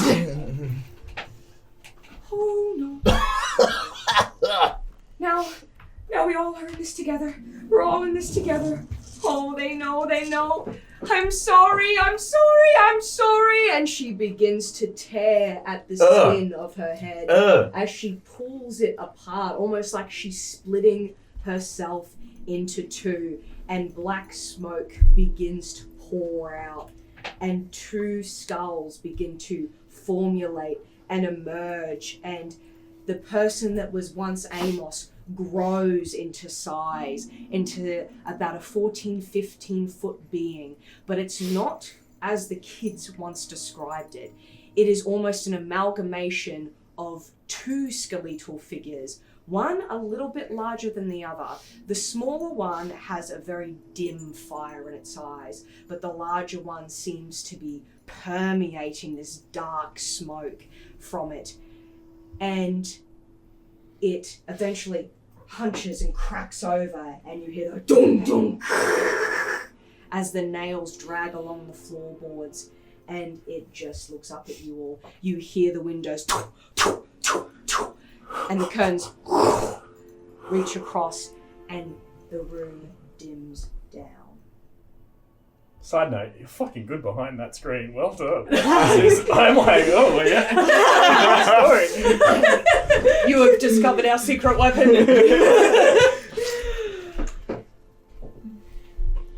What are we going to do about this now? And it's this layered voice, almost a strained echo of Amos's voice, but one that overlaps it. A similar accent, but seems more masculine in nature, and this one seems to boom a bit more, but the shadow of Amos's voice struggling behind it, almost as if it's struggling to say the words with this new voice, comes along. And you hear the bone nails. Took you a while. You're a bit fucking stupid, the lot of you. But I guess trust and love makes you blind. Should I tear you apart? Should I melt you down? Should I eat you? Should I feed you to a plant? Maybe I'll wrap a snake around your body, crunch your bones, put your organs where they're not meant to be. No thanks. Fucking try it, sweetheart. I grew up in the streets. Oh. Yeah, he's fucking bad. He goes, oh.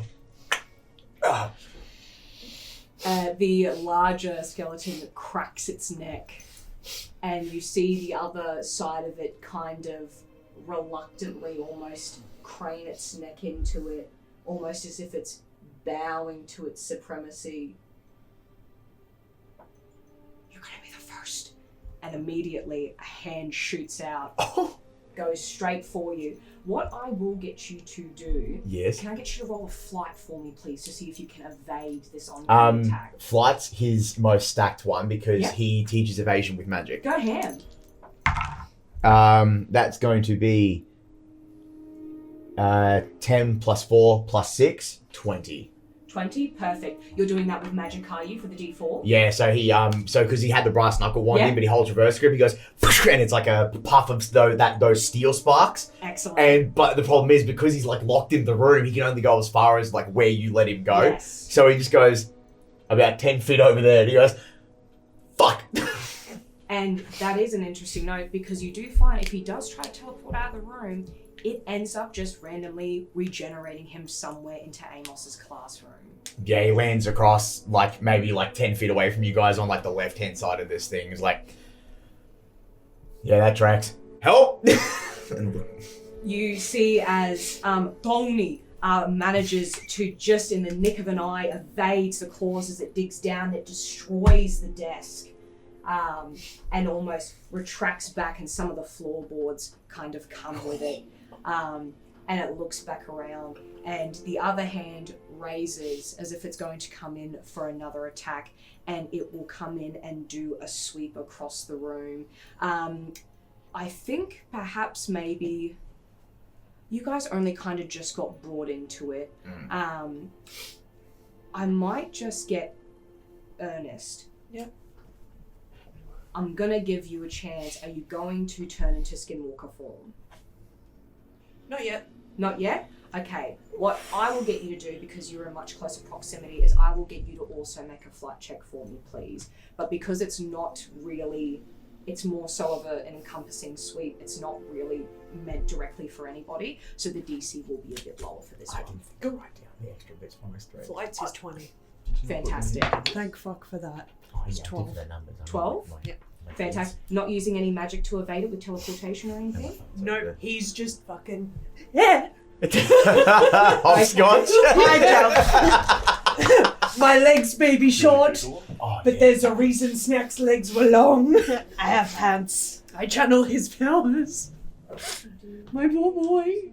Okay, fantastic. You managed to narrowly evade that one. As the sweep comes through, would you like to describe how you're able to kind of, it is by the nick of your chinny chin chin. So would you like to describe how you kind of just managed to get away from that one? Because he was standing opposite his desk, I Yeah. imagine this transformation has kind of not only pushed the desk kind of away from Amos. The room's kind of almost warped with her, so she's kind of almost situated in the middle of the room right now because of the size that she's grown into. She's kind of grown back into the classroom because there wasn't much for her to grow forward into.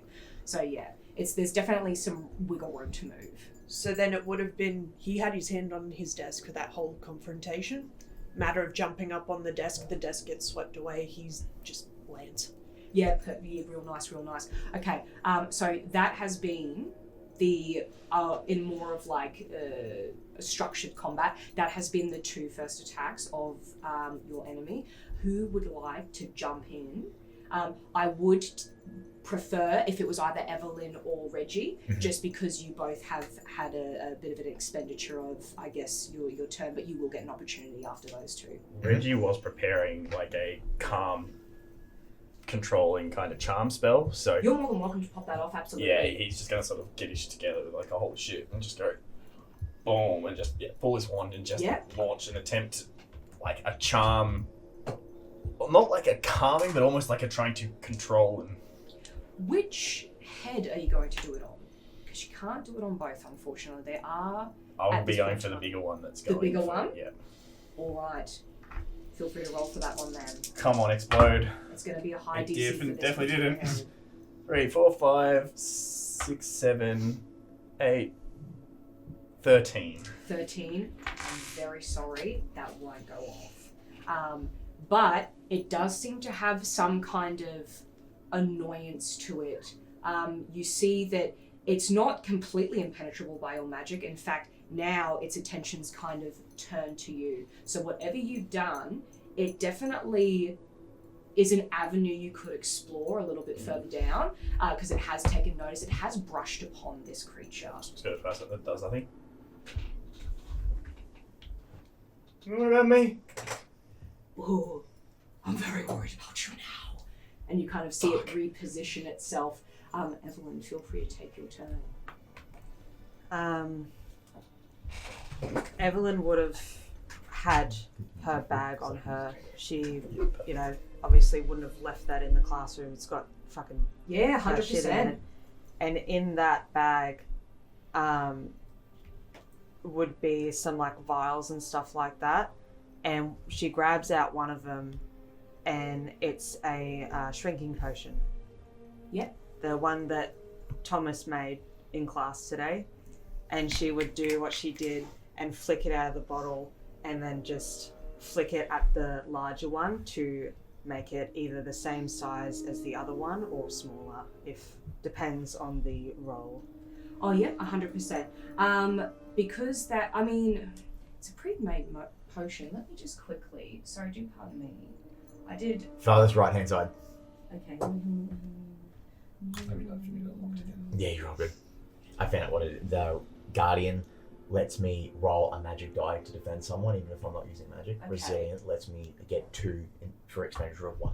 So I realistically have 6 active adversity tokens.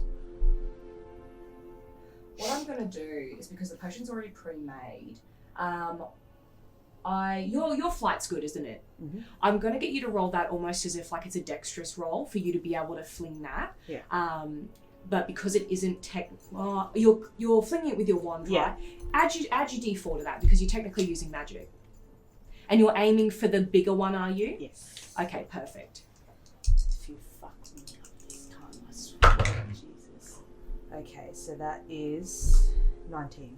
19, fantastic. So as you pull out the wand and gracefully sort of overlap it, you move your arm out the way so it's got full range, and you almost flick it forward at incredible speed it rushes through the room, and you hear it psh, tss, and you see it almost burning away at the black smoke and ash that seems to constantly permeate from it. And what I'll get you to do is I'll get you to roll a d6 for me, and that's going to kind of determine how close to the head it's going to get. I've got like a locational situation here.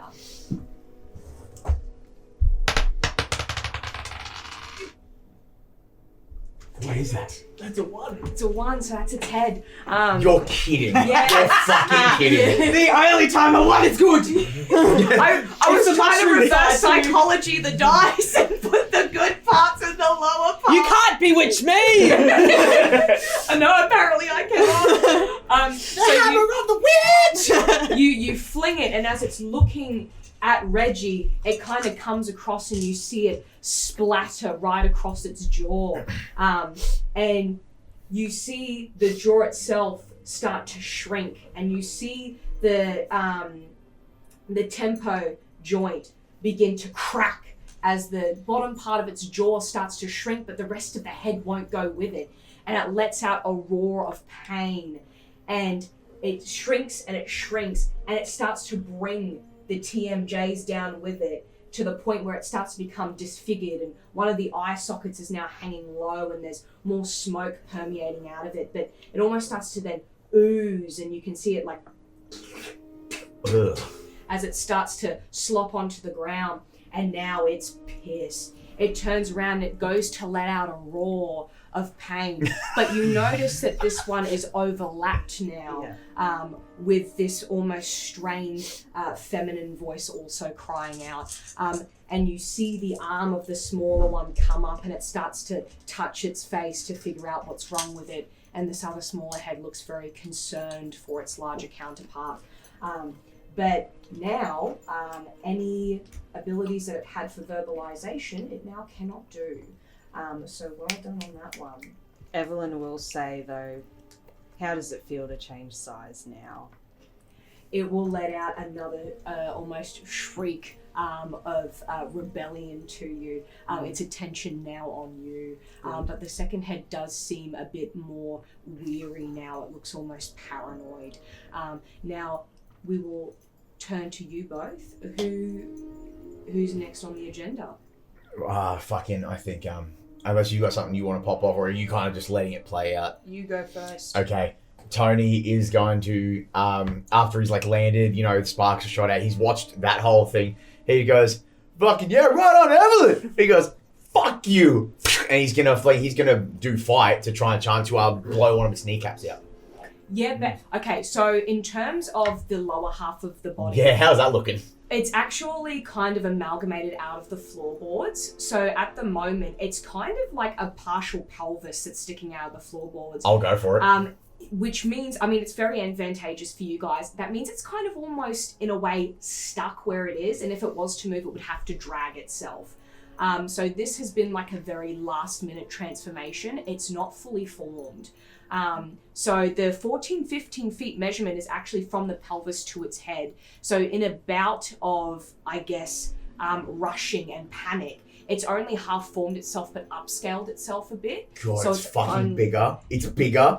Fuck it's that. still it's 14 to 15 feet, but from pelvis to head now.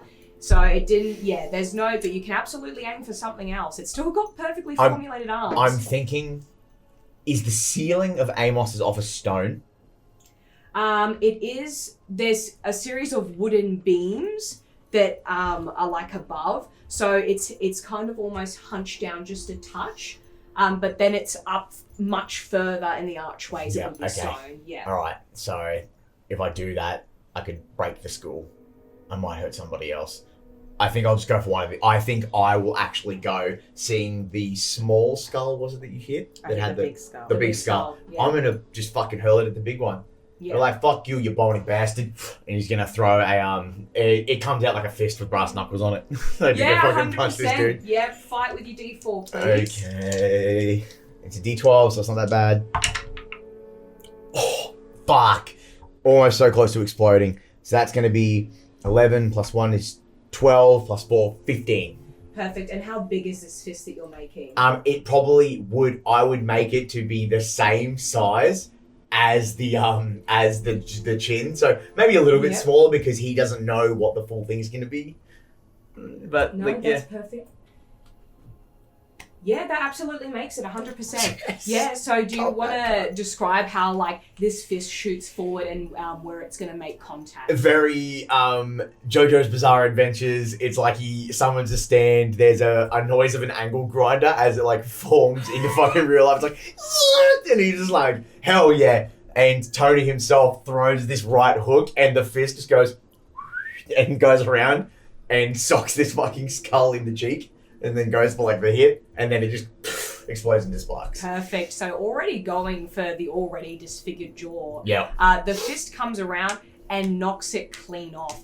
And as it does, you can almost see, when you pay closer attention, almost in this ashy black smoky mass, when the sympathetic light that would still be in the room kind of creaking through the curtains, you can almost see when some sympathetic light hits it, it's almost formulating the shadows of internal organs. And so Whoa. when you knock the jaw off, you kind of see this black thing then hang loose. And you see this almost this bulge kind of move up its throat and it just releases this black acidic kind of vomit, for lack of a better term.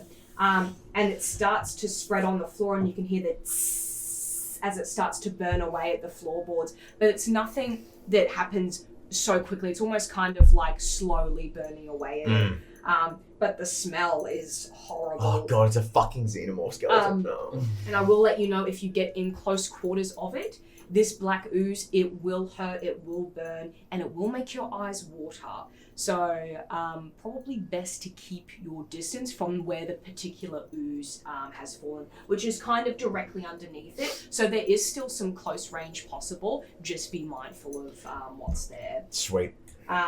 It gets a bit disorientated by that, and the smaller skull looks even more distressed now, and it looks like it's starting to panic, and it's reaching into the black ooze trying to find the shattered remnants of the jaw, and you see it trying to put it back onto its face, trying to fix it up, and it's not working, so it just discards it.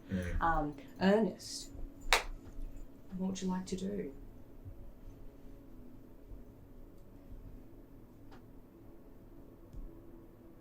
You stupid bitch. Bitch! I couldn't tell where the accent was going. Sorry, I had Bitch. to. You faggot bitch. Aye. Glitter. My eyes. You killed it. It's just fucking crying glitter. Like, Gay saves the day. Once more. Happy Gay. Pride Month. Gay saves the day. I'm getting that on a shirt. Oh, fucking hell. I'd like to transform, but I'd like to do it with an additional spell on top. Yeah, you know what? Fuck it, go ahead. Cool, because I'm now casting Enlarge on myself as I transform. I I want to be as big as this thing, but not with my pelvis wedged in the floor. So I'm still just a wee... Oh, okay, so you're wanting to get up to the same size. Yeah. Okay, so doing that instantaneously with your transformation is... I will have to up the DC on that. Yeah. But I guess that would be...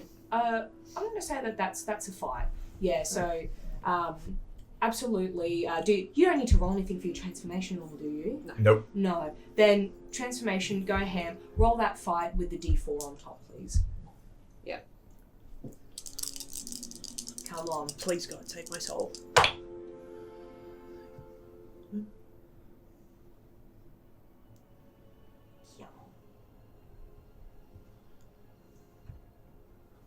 Fuck, that hurts. 15. 15. Okay. It's not terribly off the mark. But it's gonna get you to 10 feet at least. Yeah, that's alright. Yeah. So still a bit of a height difference on you, but it's definitely bigger than what you normally transform into. Mm-hmm. So you've successfully transformed. You've cast your enlarge spell. Unfortunately, that is going to chew up your turn though. My turn. Sucks to suck. Um, Go ahead, do this. In retaliation, the smaller head's going to take a bit more of a drive now because it's seen that its counterpart has become a bit immobilized. It looks around almost a bit unsure. It's like it's second guessing itself, and it kind of and then it takes a big breath in, and you can see the air rushing in, and it begins as air, and as it goes down to the rib cage, you see the rib cage then slowly start to build up, and you hear a and as it comes back up, it is almost a massive shot of magma that is pinpointed, and it is just aimed in the general vicinity in a massive sweep. I'm going to roll. And then I want everybody, please, to roll your flight. And I will let you know what the DC is for this one, because I'm doing a massive sweep of you all. Mm-hmm. Because it's in close quarters and close proximity, can I get what everybody's average is on your flight, please? Like we'll roll and average it out? No, what's your dice? 20. 20. 10. 10? Okay. We're going to have a DC of 18, please, everyone. And we can do this with magic, right? Yes. Okay, cool. Can I argue a point of not trying to dodge, Yeah? but trying to stop the skull from moving part way? You absolutely can, I guess, make an attempt. Just trying to think, because the action economy is very loosey-goosey in this. So forfeiting my ability to dodge the attack itself. Yeah, and just take the brunt of it, but trying to move head. Yeah, 100%, absolutely. What I will do first is I will get everybody's... how did everybody go with 10. that one? 20. 21. Okay, fantastic. So what I'll then get you to do, foregoing that, I'd like you to make a brawn check for me, please. Yeah. The DC will be fairly low for this. When you come into contact, you're going to realize that this creature isn't necessarily like super strong. The DC is going to be pretty low at a D12. Yep. So I'll get you to roll for. What are you making that face for? My dice is a D12. I have no bonuses. Is this? I'm more than happy to retcon that and bring it down to a D10. Is this him getting hurt on the way out? like him going to do what he's going to do, he's like getting, this is to roll as if he gets hurt? No. He's going to get hurt regardless. He's taking the brunt of the attack Okay. to then come in and move the skull. Right, okay. Yeah. So the reason why Stop I it. originally sent This it is the at a movement, 12 not the- is yep. because he would be getting hurt whilst doing it. Okay, now I'm it's happy making to bring sense. it down to a 10. I would like some margin of success to be available, considering. Yeah, I was just all like, You got university tokens left? let's not talk about how many I have left. Please, no. Because remember, getting under isn't an instantaneous fail. No, it it's just not. changes the narrative of how That's it a 3. happens. A 3? Yep. I cannot do anything about it. Even if I had all the adversity tokens I got, brings Would me up to a I- 5.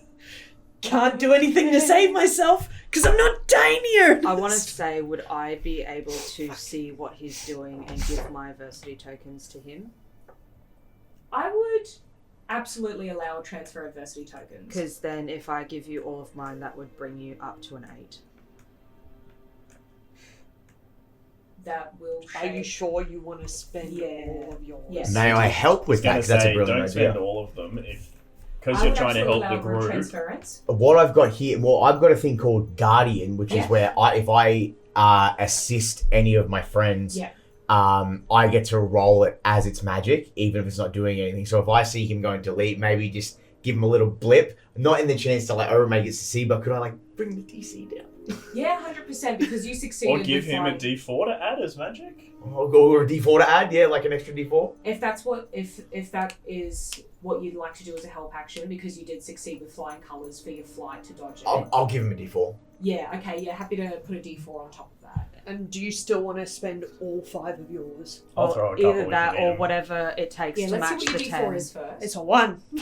Yeah, so I'll Stop give you... pointing at my How many, dice, you how, fuck many, how many up. do you need? Well, if I give him all mine, then it's 9. And then he only needs 1 more to make the save. But I Well, don't keep want one. you to shoot yourself in the foot by Keep giving... 1, I'll give 2, so then Well, that gets you. that's the thing with me. Even like if I fail them and stuff, I get 2 tokens.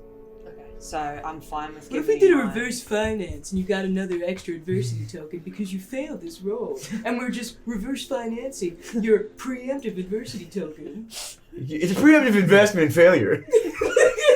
I'm Yeah, nothing keep but a one, car I'll give salesman. two. And a I- shoddy little car salesman. I am a snake in a cheap suit. Make no mistake. At the end of the day, what Ernest was trying to do was essentially stop the skull from being able to sweep, and it's just bombarded all in one spot instead. Yeah. Evelyn's that's- just yelling to you, tell him he's doing great, sweetie. Killing it! In wild I speed. give him Yeah. 4, Yeah. and Great, Seb gives him 2. Okay. All right, so that brings you up to DC 10. 10. Fantastic. Yeah. So I guess what that's going to do is that's going to get you out of cookup, Reggie. As the sweep's coming, you guys manage to move out of it, but then No, that was Okay, being no. I'm and just saying, just sorry. as about this shot of fucking red hot magma beaming out of this skull's mouth is about to hit our poor, completely stoned out of his brain Reggie. His guardian skinwalker comes out of nowhere, Who's also his dealer. Yeah. Yeah. Just Watch him as he goes. In wild speak, I still don't fuck my clients. I fucking love you, man. How are you going to? How do you come in? Do you just like shoot in and like take the palm and kind of shoot the? Make it creepy. Do the whole like across the floor and shit. I fucking hate it. Just do it. Into the jaw No, hole. do it. Like, Do it. oh, that's the other head, isn't it? Time. No, but it's essentially just 1, 2. I imagine it'd be 2 hands at this point. It's just a matter of grabbing it and just holding it away like it's a flaming diaper. Like it's a flaming dart. Okay, so you're going in for the Wow, 2 hands, vivid. and you're Yeah. and you're kind of pushing it up and off to the side. Yep. Okay, no worries. As you kind of do that and that happens, you kind of shut the jaw up of it, and you see a bit of a bubbling of the magma, and then it almost refluxes the opposite way back down into the chest, Oh, and you see the bottom of its kind of ashy lungs pop, and the magma kind of just pours out of the bottom there, all onto the floor, and it begins to mix with this black goo, and then you hear a and slowly it begins to crackle as the magma and the black ooze begin to combine and a fire has started. It's nothing of concern in this very moment, but left untouched, this is quite a nasty little fire that could eventuate. But alas, we still have one more little action to get through. We persevere because we must. So the very beat up second head is not having a bar of this. It clearly does not want to lose. It almost lets out this gargled roar to this second smaller part of it, almost as if it's scolding it for its failures.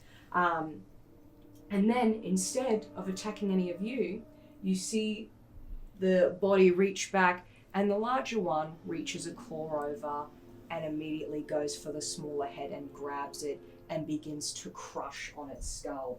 I'm going to roll against myself. What? Yeah. What? See, metagaming, I think I know what's going on here. This was not in the notes. Reggie doesn't. This is not in the notes. I didn't do this. It's so Okay. aggressive. Look at the fucking marks, Monica. Teeth. Please don't take out your front teeth on camera, Mon. I love you, for goddamn. Wait, you There's take some- your teeth out? I reckon they sound like this. Oh, I thought you meant like they were removable. No. Don't worry about them. Oh, yeah, inches and shit. Sorry. Let me just be my true I was gonna self. say, if you could actually take your teeth out, you've got to do that for a character one day. Like, if I could still remove this fake you, then I definitely I have a could- toothless character. I would just sit there and have the character constantly drink out of a straw, and it's just And just sitting through the in between the teeth. How dare you? Yes. You see the hand come over and it scratches down its face, and you hear it as it opens its jaw back up to let out a cry, and it hangs onto its bottom jaw and rips it open as it cries and forces it to almost vomit up more magma. It's going to sort of splash forward in that moment. Ernest, are you going to try and get out of the way of that? Yeah. Yep, alright. I'll get you to make a flight check for me, please. No D4. Quick Unless you question. go- yes. Hey, you were saying earlier that there's like an echoing of voices. When Yes. that smaller head makes a sound, does it sound like Amos? It does. Yeah. Yes. Please make your flight check for me. What dice is on your flight? 10. 10? I'm trying to find a way to justify using the D4. If you can you teleport as Remember, you as your skinwalker form, you can cast spells without a wand. I do know that. That's why Yeah. I'm trying to justify it. But I never put any thought process in how he would teleport. I guess don't worry about the flare of it. If Yeah. he can teleport, then just teleport and add that D4 on. I'll set the DC to an 8. Yeah, right. Yeah. Yeah, right. He's just gonna. Actually, no, sorry. That's an over. That's definitely a DC that's not fair. How often does Ernest teleport in this form? Not very. Not very. So I personally think 8's Okay, justified. we'll keep it at an Yeah. 8 then. Because I'm not completely fucked with this one. I believe in you. Thank fuck you do. Oh, was that an explosion? Yeah. Sensational. Hell yes. Retuck my shit. Fuck, I hate math. 23. Thank you. Oh, damn! Sensational. Because it was such a pinpointed teleport, instead of the conditions that have been placed upon the room, which you don't know the origin of yet, you get to decide where you pop up instead of the room deciding for you. Fantastic. Can I appear in the space behind it? You absolutely can. Fantastic. Shadow Jutsu. It's just a wooden log in his place. Lovely. Now, who went first out of... I did, right? Yes, We have floor this. is yours. Seeing what's just happened. The love hearts floating above his head. Reggie's gonna sort of just snap himself back together pull off his scarf, throw it out and cast a spell, attempting another charm, but this time to create like an illusion that it's a giant snake in the same color of the scarf. Yeah, 100%. Leopard print. Leopard print. snake. So That is essentially the going to most try and hair cast metal this big, like, album cover. distraction illusion Yeah, 100%. where Ernest was before he bent Perfect. out. So Yeah. right in front of where they're looking. 100%. He's running. What's that? 13. I thought it was an 18. Oh, so do I. 13, 17, 18, 23. Describe the colour, shape, size So of your pulls snake. off the scarf, throws it out, pulls the wand, and just as it does, the scarf starts to just transform into a gigantic, like what we saw with the red belly, but Yeah. instead of that, the red belly colour, it's this weird purpley blue leopard print down the back and just right in the face of Yeah. the skeleton, alright. just as a look at me distraction from everybody else. For a Yeah, round. 100%. Alright, let's have a look. Lightning and eagle calls in the background. Wow! Guitar It's pretty metal. This whole scene is pretty damn metal. There's lava and bile. Alright, so with that, the larger skull seems almost uninterested, but the smaller skull is indeed affected by this, and its full attention is on the snake, and it treats it as if it's real. Mhm. And whilst it's kind of doing the last dregs of what was from its previous attack, as its jaw is let go of, it brings up a hand as it's already reared back and tries to swat away at it. It's definitely, it will do that upon its next turn, but its attention on the smaller head has definitely been captured. Beautiful. Evalyn. Evalyn is going to attempt to basically suffocate this now fire that has started, Yeah. Okay. to like rid it of oxygen, Yeah. and basically use magic to have like a circumference of however well I roll, basically just take away the oxygen of that. Perfect. Now, as someone who works as an alchemist, I would assume you have had to do this in your class many, many times before. Where the DC is going to be quite small for this one, because the fire's only just started. It's not encompassing a massive area. We set it at a nice, humble DC of 5. And what do you want me to roll for that? I'll get you to roll a fight for that one, please. Of course, adding a D4 to that one.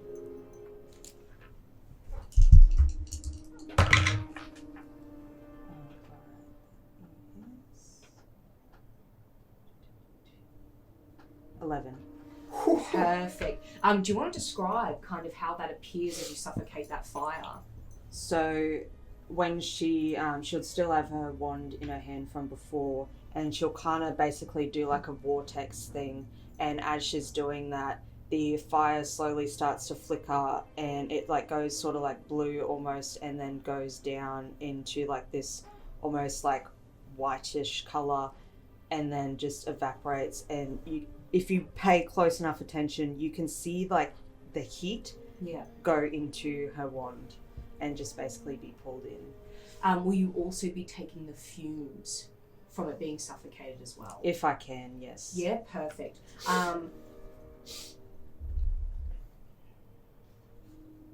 No, you surpass that very well. That will indeed If you will want to happen. hit me with the fumes as well, that is completely fine. No, your result was double what the DC was, so that absolutely comes nice and smoothly into the wand. Alright. A very quick and easy clean-up job for you. Now, that's Tony, I believe. Oh, okay. Oh, damn. Okay. But I'm not going to lie. I fully disassociated and I was watching a movie right then. I was like, this fucking... Oh, wait. It doesn't Fuck. like that. Yeah, Tony's in the corner like... and Lynn lunges. What is he going to do? He's already socked it once in the head. Does he want to do it again? If it ain't broke, don't fix it. Why do many word when few word do trick? Why use many words when few words do trick? I think... There's noises here! Yeah. Excellent. Excellent. There you go. I think he is going. I think this time he will get brave. He will, very Green Lantern style, using his wand, imagines one of the giant, big steel beam that they use for like building skyscrapers in New York, and fucking lunges it like a lance, and hoping to make a fight roll to try and shatter that malformed pelvis at the base of the amalgamation. I will make the DC only 2 if you can recite the Green Lantern chant. Come on. What is it? In Brightest Day, in Darkest Night. Fuck. In Brightest Day, in Darkest Night. Pull out that tism, mate. Fuck. I used to know it word for word. No. I'm sorry. I can't. I'm too stressed out. DC's 50, brother. I'm kidding. I'm fucking I'm stressed kidding. up to my How eyeballs. big's the beam for that one again? Sorry. The beam is like you know the photo of the New York construction worker Yeah, sitting on the yeah. beam? That size. So probably Okay. about 2.5 meters long, just wide enough for your ass to sit on it. But he kind of like pulls it out. He goes, "Yeah, that looks about right." Fucking hurls it. 100%. Okay, yeah. Okay, perfect. What I'm going to do is I'm going to set the DC at 9 for that one. Please. Hell yeah. Oh baby. 6, 9, 10. No, wait. 4. So that's going to be 3, 4, 5, 6, 7, 8. I will spend 1 adversity token, which with resilient counts for 2, so it'll get me to 11. 11? Yeah. Perfect. So you're just going to hurl it right at At pardon the me. pelvis. At the pelvis. Fantastic. Well, there is absolutely no dodging that for this amalgamation of sorts. So the beam just kind of gets hurled. Are you kind of like throwing it sideways or kind of like javelin, like throwing it like a I javelin? think he will try to do it like a javelin, but fighting's not really his thing. Yeah. So at the last minute, he goes and fucking misses. Oh, and he goes, perfect. "Oh, fuck." So it starts off as a javelin, and as it comes to it, it kind of almost goes on a diagonal and starts to face forward, and you hear the boom of the metal as it like hits the wooden beams, and as it digs, it almost kind of whips and spins, and it completely cleans the pelvis out, and you watch as this sort of amalgamation stunts down a size, and then not really having anything to balance on, its vertebrae kind of bend in on its lumbosacral spine, and it bends in forward as the bottom of its false ribs kind of come down onto the floor, and now that's what's stabilizing it.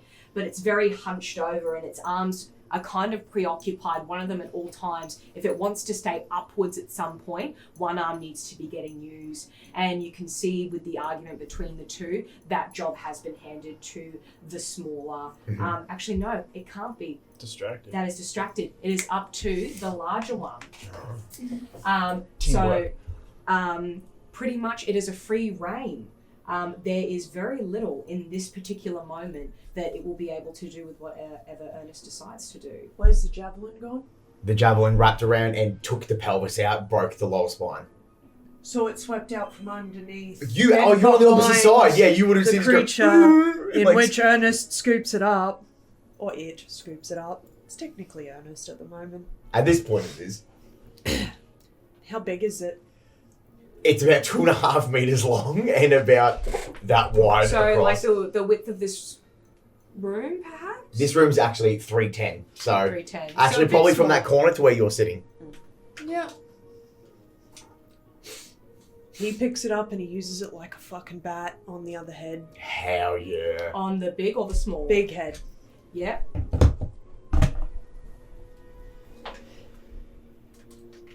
But that thing's charged now. I'm talking like he's just plugged it into a socket somewhere. Okay. That thing's charged now. All right. So you're going for like kind of like a magical Yeah. effect of it here? So kind of like an electric. Yeah, because you can cast Right. without your wand in this form, can't you? Yes. Yeah, 100%. So what we'll do then is I'll get you to roll me a fight. with Ernest. his wand. Ernest 2 electric boogaloo. You just like handed him his new wand, and he's like, "Finally!" Steal. The The thing is, he's 10 foot tall. Yeah. This thing is only 2 foot. Your skin It's like a wiffle bat. It's still without a wand. You can't have any nibbles on it. Correct. Yes, it Perfect. is their literally only truly beneficial strength. Yeah. Everything alright. else is just buffs and wild speak. Okay, perfect. Please roll away from me. Big money. Roll away for me, please. Oh. Rishmik. That's a 26. Sensational. Do you want to describe how you kind of come up behind this amalgamation and bonk it on the head? Now, it's not a description that would be well appreciated by the 3 other teachers, but it is one that if Amos was paying enough attention, she would appreciate, because of all those years in college that he was playing pitball on his team. All that athletic force is just translated into giant creepy skinwalker, and he just sweeps it back. This is just another day, another ball. Just goes straight for the hit, straight across the back of the skull. Perfect. So as you come in for a swing, the metal beam comes and you see because it's in that like eye formation, isn't it? Yes, if you look at it from the front, it looks like an eye. Yeah. So the 2 prongs on the side are the first to connect, and they bite into the side of the skull, and it just follows through, and you can see it like as it completely sweeps through the skull, and it almost concaves into itself from the side, and as you follow through, the whole skull rips off its cervical spine and is completely thrown across the room at incredible speed. You hear it just go slam against the side of the wall, and it obliterates into several pieces. And the cervical spine of this particular part of it kind of dangles there for a moment, and just the neck alone then comes up, and you hear the vertebrae expand and then condense, and they crack as they do, and the smoke slowly begins to formulate, and as it turns, and it turns completely on a 360 to look at you, you see almost the nervous system of it. There's this oozing brain that's been left behind. Not much detail though, it's almost very silhouetted, and these 2 eyes that are connected by the optic nerves that are at the front, and it's got almost this little thunder heartbeat, like boom, boom, and a little bit of lightning, very soft, just kind of spreads through it like it's synapses firing, and then the eyes shorten and hone in, and you can see a flicker of a flame come to it. And what I might get you to do is I'll get you to roll just a flat brain check for me, please. It's a 2. It's a 2. You roll 3. a 4 for... Sorry. A 3? Yeah. Is that on a D4? That's on a D4.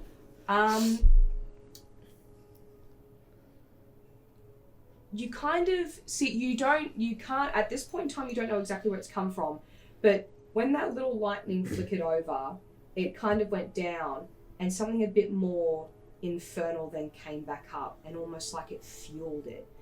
But at this point in time, you don't really know where that fuel's come from. But it is now looking right at you, albeit not much of it left. And that will be your turn. Now, fucking bugger. Can I Yes, just add a little bit of flavor text? you absolutely can. It's in wild speak, so the only one who probably understands is Reggie. Don't assume. However, direct eye contact, soulless pits into tiny dots of silhouette. Why the fuck would you do that to your sister? He said, "Why the fuck would you do that to your sister?" Thanks, Reggie. I guess He just thumbs up across the board. Thank fuck for Reggie. His only use, translation. Hey, he has to have some use. It's a wild stab in the dark, but he's taking it. He doesn't have the brain cells right now. All right. Well, I mean, considering that it's its turn, it didn't like that. And now, a lot more obviously, someone's going to have to pay the price for that. But it might not necessarily be you.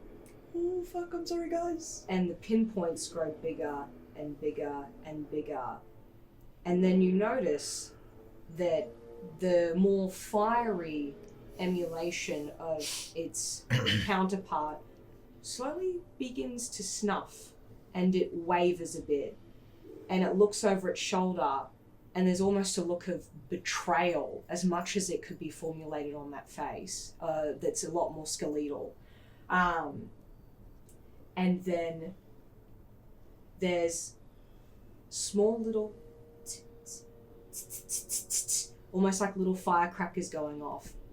And then right at the center, at its frontal lobe, it's a condense. And then a spell you know very well from someone, a big combustion.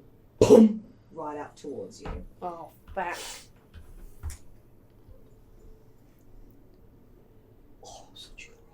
Oh no.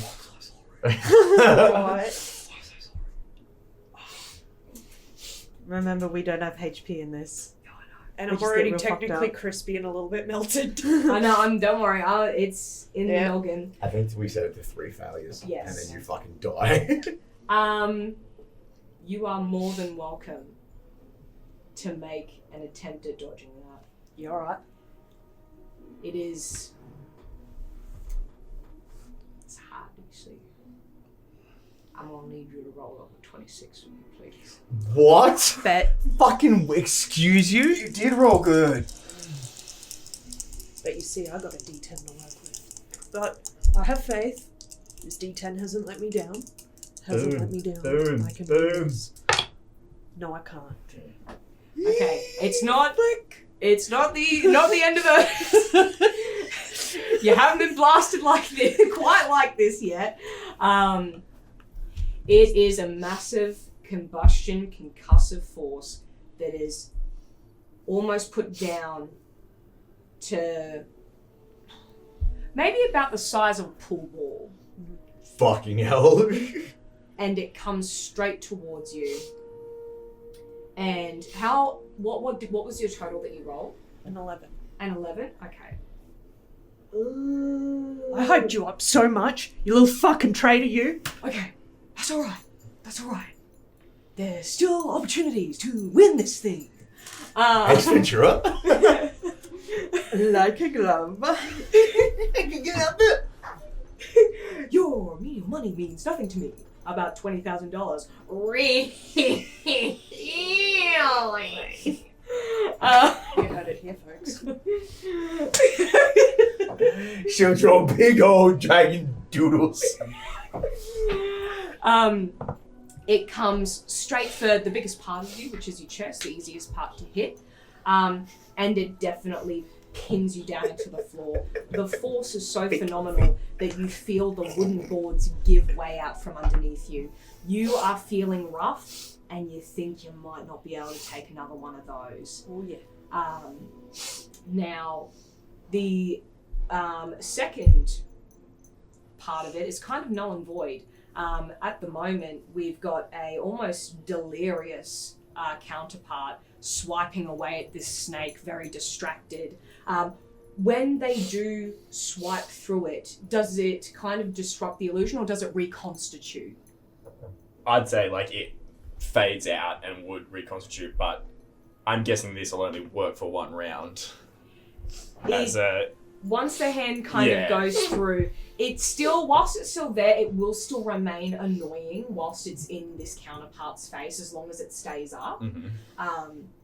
It'll just mean that anything that, if you want to keep it up, anything you go to do going forward, just going to chip away at it a bit, almost like it's a concentration spell equivalent of. But at the moment, it does nothing else. It's a used that distraction. turn trying to figure out if it's real or not. Realize that it isn't, but it's still a bit like, get the fuck out of my face thing. So then we go to the top of the board, which is you, Reggie. Well, at this point, I think hearing what you've said about the sister and kind of having the realization that the smaller head sounds like Amos, I'm going to go for another charm spell attack, which is essentially like a fast friends, but trying to remind Amos that we're on their side. Like, we're not her enemy. You can certainly try. So, That's a fucking terrifying response. yep. 16, 17, 18, 23 again. Fantastic. You feel the spell connect. You feel it penetrate. And you do get a sense of recognition that that is indeed Amos's mind in there. But there's no resistance to it. It's almost as if she already knows. And she kind of calms down for a moment, also realizing that the snake's a bit of an illusion. And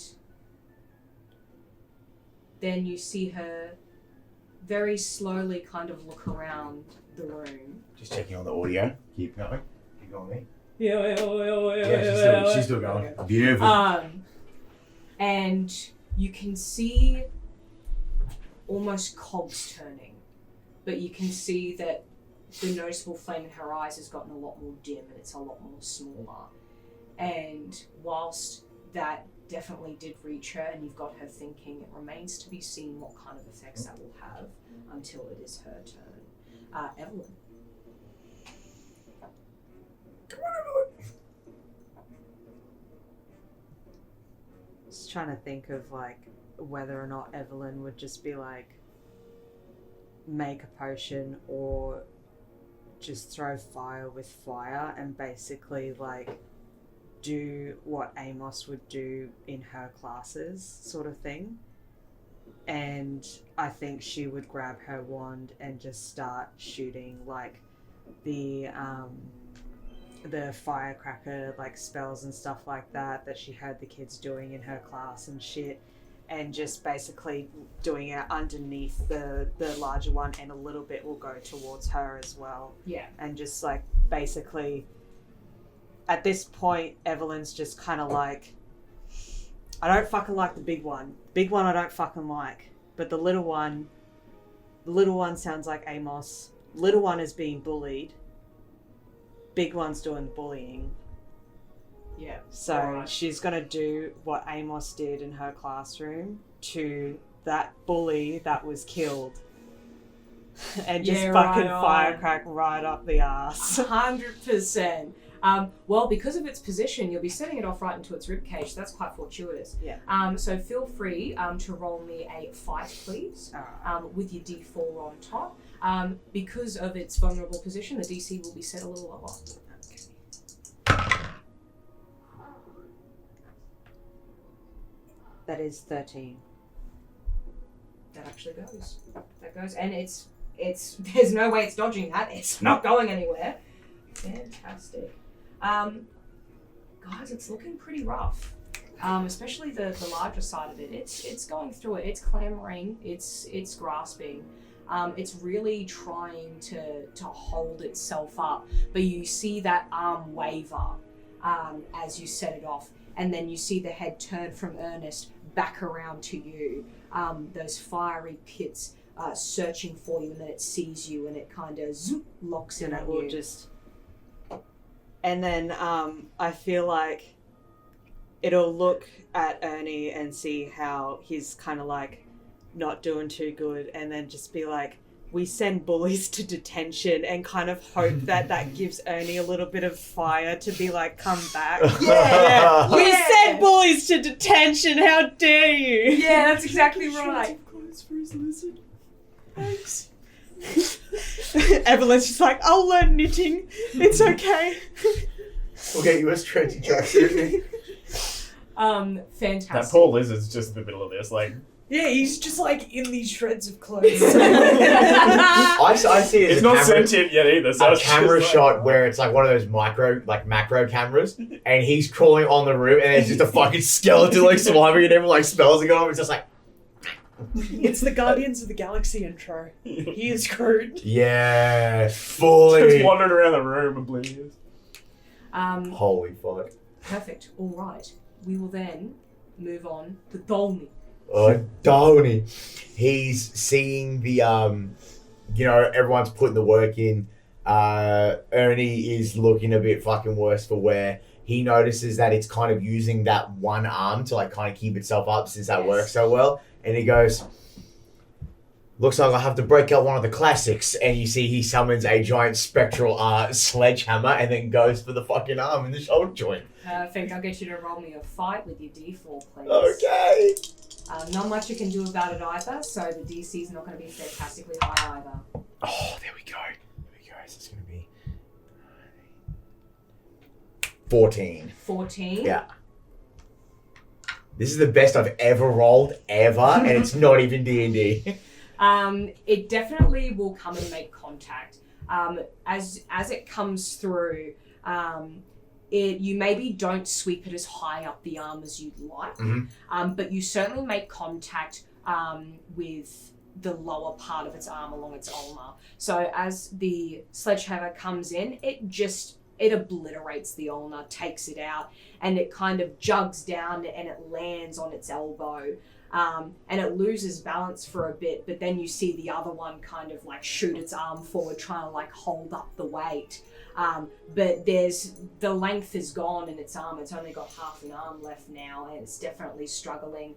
It kind of reaches it forward, trying to like pull itself up, but it's in such an awkward position. It's not getting a lot of ground, even with its counterpart trying to hold them up.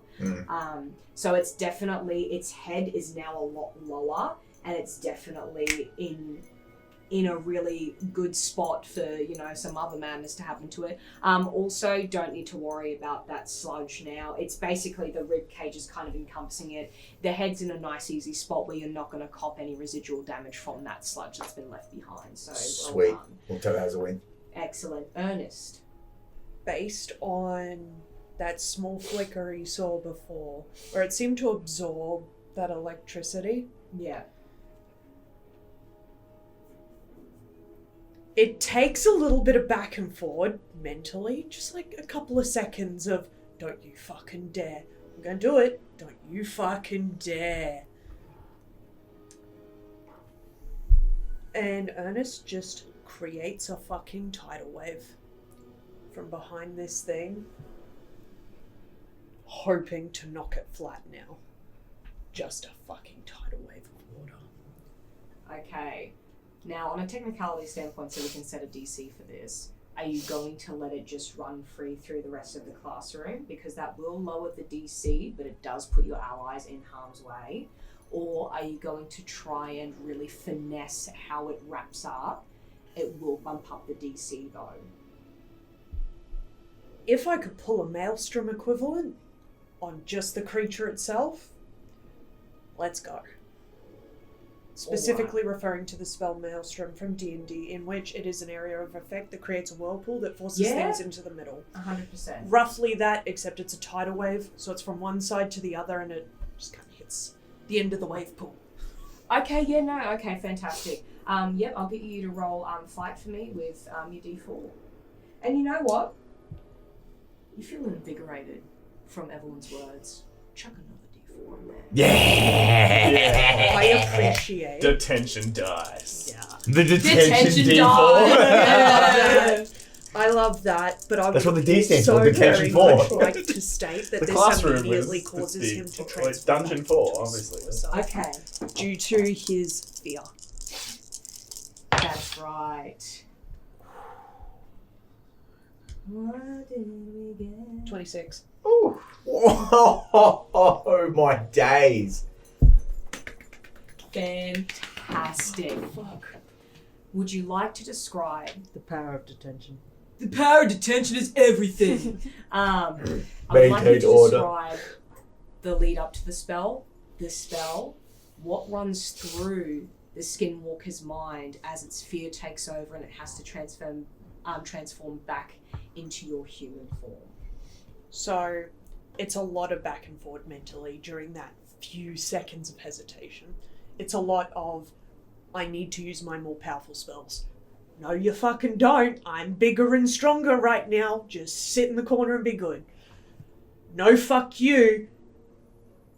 We need to douse it. We need to douse it. It just makes sense. We need to fucking douse it. We just need to douse it. We need to drown it. But you're gonna drown me!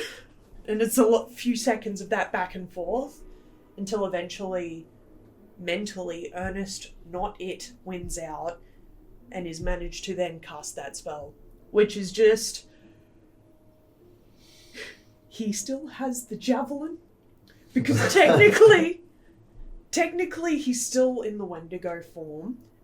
As he's... It's like that weird midway point. Yeah. As it's like, ew, fuck you! And he's like returning to himself. And he's almost using it as a wand. And he casts it and just... Almost as if the bottom of where the floorboards had split, where he'd hit before, Yeah. just snaps up. And it's a torrent, a wave that's just kind of big enough to cover the thing while it's hunched over. Yeah. But it does exactly that, like a nice big blanket. It crashes and hits an invisible wall on the other side, only to bounce back again. Alright, and it sort of begins to whirlpool around? Yeah.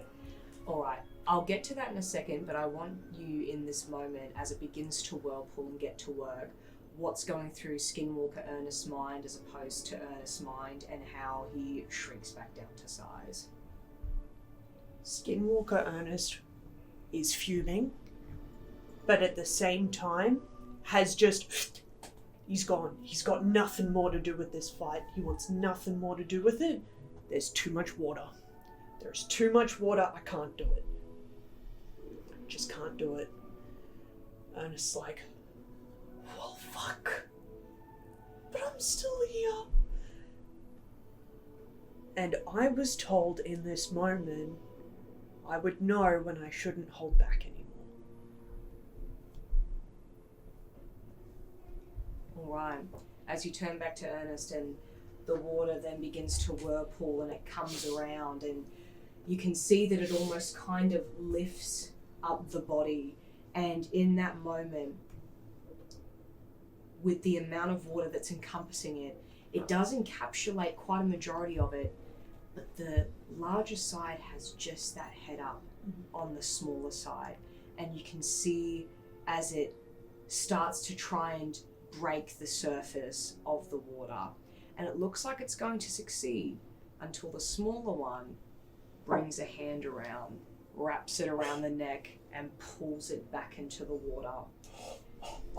You can see the struggle as the two rib cages clash together, and you can see that the smaller one wedges its rib cage into the other and uses its arm to pull it down and twist it underneath. You can hear the gurgled screaming, this almost unnatural shrieking sound that's being muffled by the water, but it is so intense that it still sounds loud even underneath as it's being effectively drowned.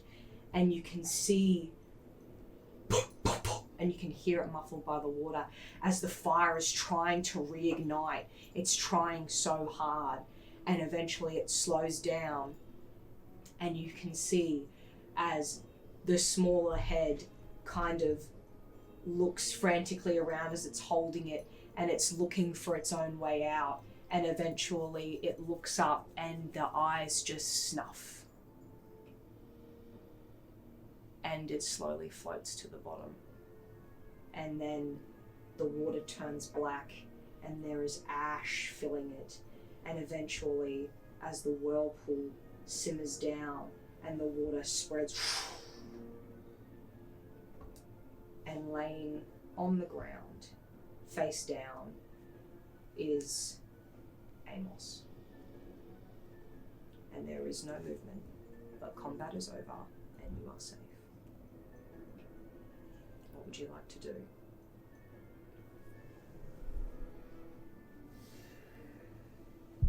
Look to Ernest.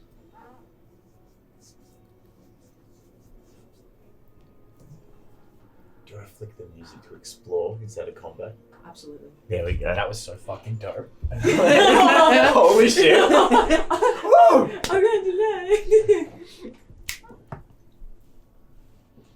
Ernest approaches. He approaches slowly. It's like a fuck. Checks for pulse.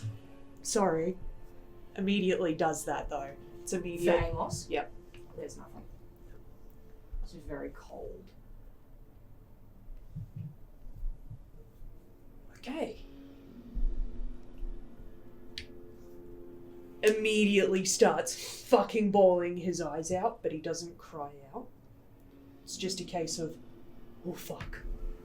Oh fuck, I just killed Amos. Reggie walks forward and kind of reaches into the giant snake thing that's still there and pulls his like scarf out, which is quite big like that one, and sort of comes in slowly and puts it over the face of Amos. She's face down at the moment, so but you can definitely like Okay. throw it over her head. Yeah, so just like Yeah. covering her body, Respectfully. but like covering like as Yeah. much of the body as you can, just with this Yeah. large thing, just as a bit of a respect, and puts his hand on Ernie's shoulder. Doesn't say a word. Evalyn will also approach, but she'll give you your space, but she'll approach and then slowly get on her knees next to Amos, and she'll just kind of sit there for a moment, and then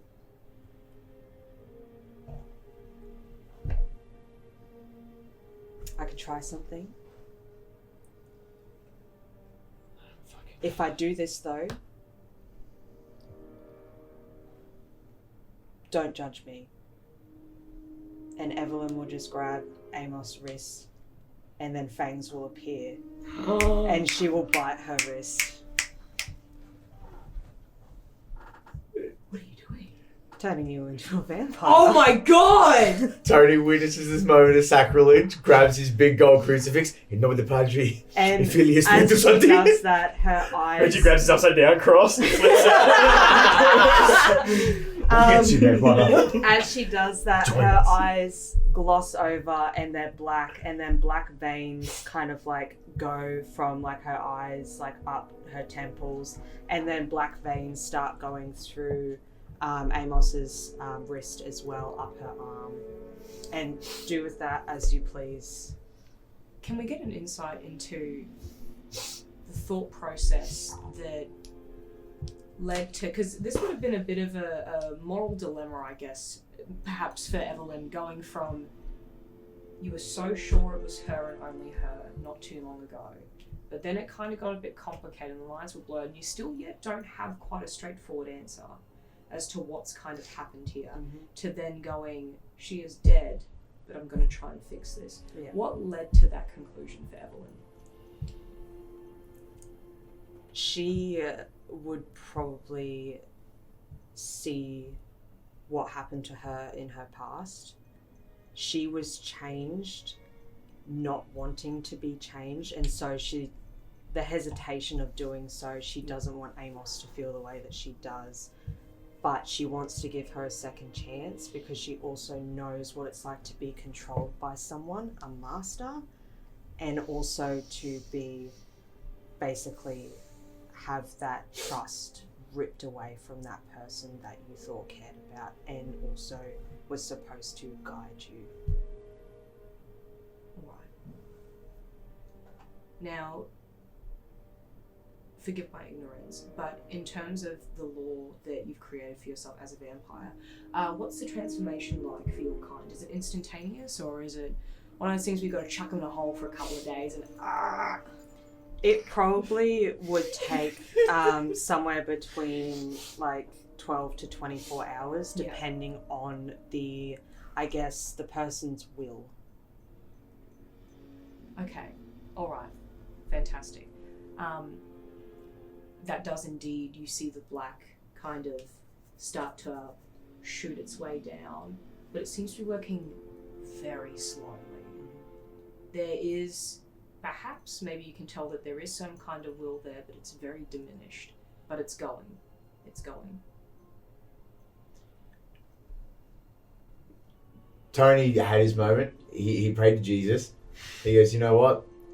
The worst bit is, it's not even the weirdest thing that I've seen here before. It's crazy. I knew there was something magical about you, sweetheart. But he sees this little, what is like black veins like spreading out, like, is that what it is? And it's working slow. Yeah. I He's think working very if you slowly. may, Yes. I've got one of the strengths that he's got is Guardian, where it's like if one of his allies is getting attacked, he can use his magic die and roll like a defense thing to help them out. In his little sense of spiritualism, can he maybe like do a little bit of magic to like be like, here's a boost from the other side if you need a bit of help, and maybe do like I guess it would kind of be fight because he's trying to give an offensive advantage, but he's just trying to help this situation. Would you say that perhaps you're trying to save her soul from being snuffed? I mean, in the only way that he can. He's a Catholic. He's a Roman Catholic. In the light of the Lord, anyone can be redeemed. No worries. I'll definitely... What's your charm like? He's got a D6, but I've got no additives to it. That's fine. What is your highest one? Flight. 20, mastered. Is your 12 on your fight? Yes, it is. This is very situational. But however, I do have a D8 for brain, and I get a +1 being a teacher. So I'm going to set the mark right on your 12, but of course you can use your D4. Mhm. So D12. And it's magic. Well, that's when you're. that's what I add on top of my magic die. Yeah. Yeah. Get the bad ones out.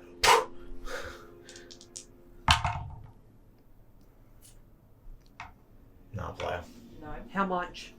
I roll a nat 1 on both. Cool. So it was a DC of 12. Yes. I So can we give need you 6 4, more which points. equals 8. I also have 2, which becomes 4. So you've got 4 total as a score. Yep. Cool. No, you, Oh no, sorry. So my total is 6. it's at the moment with just my dice and my additive, it's 6. With my adversity tokens, it becomes 10. Okay. Then I give you an adversity token, which gives you 2 additional points. So you want to bump it to 12? Yep. Yep. Okay. Perfect. How would you do that? Would you get down on your knees and pray almost? Or? I don't think he would be that much of a twat to do that. The most anti-American word. I don't think he'd be that much of a twat to do that. But he'd go to Evalyn, kind of like put it like in a friendly way, put a hand on their shoulder, and be like, I'm sure she'll appreciate it. But it sees the veins kind of working overtime to try and get it. The wrist would be out of her mouth by now as well. Like it would just be like one. Yeah, for sure. bite. One bite goes, Yeah. notices the wrist, and like it's trying to work overtime to get it through, and he goes, kneels down, kind of talks at Amos's body. I know it's weird being a wizard and being Roman Catholic and all that sort of stuff, but I don't think that was really you. I think you can do some more good to fix this if you just come back to us. We'll be waiting for you. I want you to roll a d20. 11 and above, you are going to coax the correct soul into the body. Fuck! A 10 and below, and we'll have to see what happens. Is this because I've been the DM and I've been mean? Absolutely not. 12. See, that was my thought when you said about the soul thing. I was like, don't bring back the wrong one. Don't bring back the Don't wrong let go, hold one. me. That's a short. Yeah. Never roll that d20 again, or use it forever. As you're my heart and my ass are in hell right now. They're swapped. Oh man, by all the sphincters are firing, brother. As you're standing there for a moment, as soon as you put your hand on Evelyn's shoulder, there's almost this sympathetic silence, and it goes quiet. Oh fuck. And all of a sudden, there's no one else there but you and Amos's body laying face down. You see cresting through on the curtains small slivers of the early afternoon sun, and you can see the little speckles of dust moving around. And then you see out of the shadows, almost this fiery hand clawing. But it doesn't look infernal. It almost is like when you put iron in a furnace and you're about to work it in a smithy. It's red, but it's very solid in its silhouette. And it's clawing, and it's clawing closer towards the body. And you can see that there is almost these black tendrils holding onto it, pulling at it. But you don't recognize it as the same soul that it was fighting with before. This is something different. This is something that's inherently intertwined with this particular soul.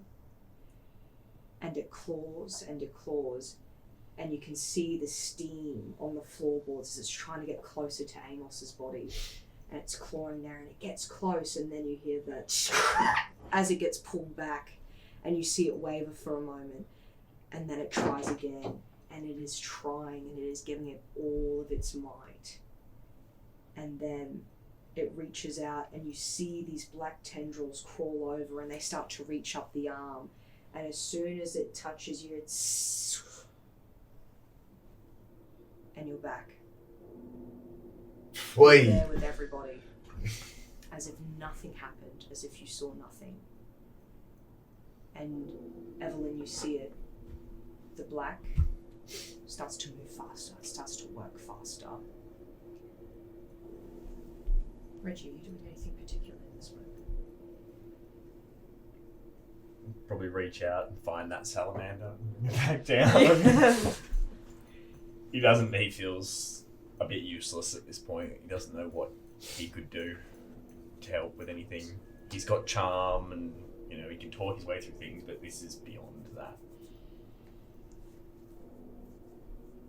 Well, you've got a partially dead, partially undead body lying face down in a puddle of goo, and lots of housework to do, apparently.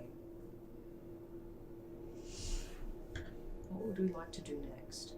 What unfolds in the next 12 hours for everybody? My first point of call is to teleport back to my room and get some fucking clothes. Absolutely reasonable. Fantastic. Good call. You don't want to end up on any lists. And you're also in a school. That's very likely. Carmen is you. I'm gonna check with you guys unless you've got something else to do, and maybe that we should go inform the headmistress at this point. I will join you, but first, gonna move her. What you gotta do? And Evalyn will basically teleport both herself and Amos's body. She's not going to argue with you, is she? No. What are you gonna do? Say no? Man, what do you mean? She farts. And but she's going to move her into Evelyn's room. Yeah. And put a because her door would already be charmed and everything like that, and basically make it that no one can enter or exit, because she understands what's going to happen if Amos does wake up, and she's going to have the things that is needed in her room, so she can go bloody crazy, if you will. And then she will join you guys to go to the headmaster. And I'll say Reggie's not going to say shit. He's just going to be there because he doesn't know how much you want to tell of your own situation. Oh shit. Gets the blood off. So you're visiting the here, headmistress? pulls out a handkerchief for you. Thank you. You can just But yeah, Keep that. we go to the it's what? It's covered in boogers. Boogers. No, it's a fresh one, right? It's the start of the week. It's been washed. So heading to the headmistress? Yes. Yes. Perfect. As you approach, there's a little, I'm taking some liberties here, there's a little administrative person that's out the front, because not anybody can just walk into the headmistress's I fully office feel like willy-nilly. because we described it as kind of like Dumbledore's office, I imagine it to be a fucking statue that from the waist up is just in the wall and has like a book or something. I was going to make it a full-fledged person, but we can absolutely do that. Cool, let's go for it. Collaborative storytelling. There is, so what, a partial statue hanging on the wall, did you say? Yeah. Okay, so in a recess of the wall, there is almost this Greek statue from only the waist up, and it's in a pretentious thinking posture. And as you approach, what say you? Let us in. We need to see her, effective immediately. The headmistress is a very busy person. What possible news could you have for her at this time? The statue doesn't even true. The missing children. It is Ace Ventura. Oh.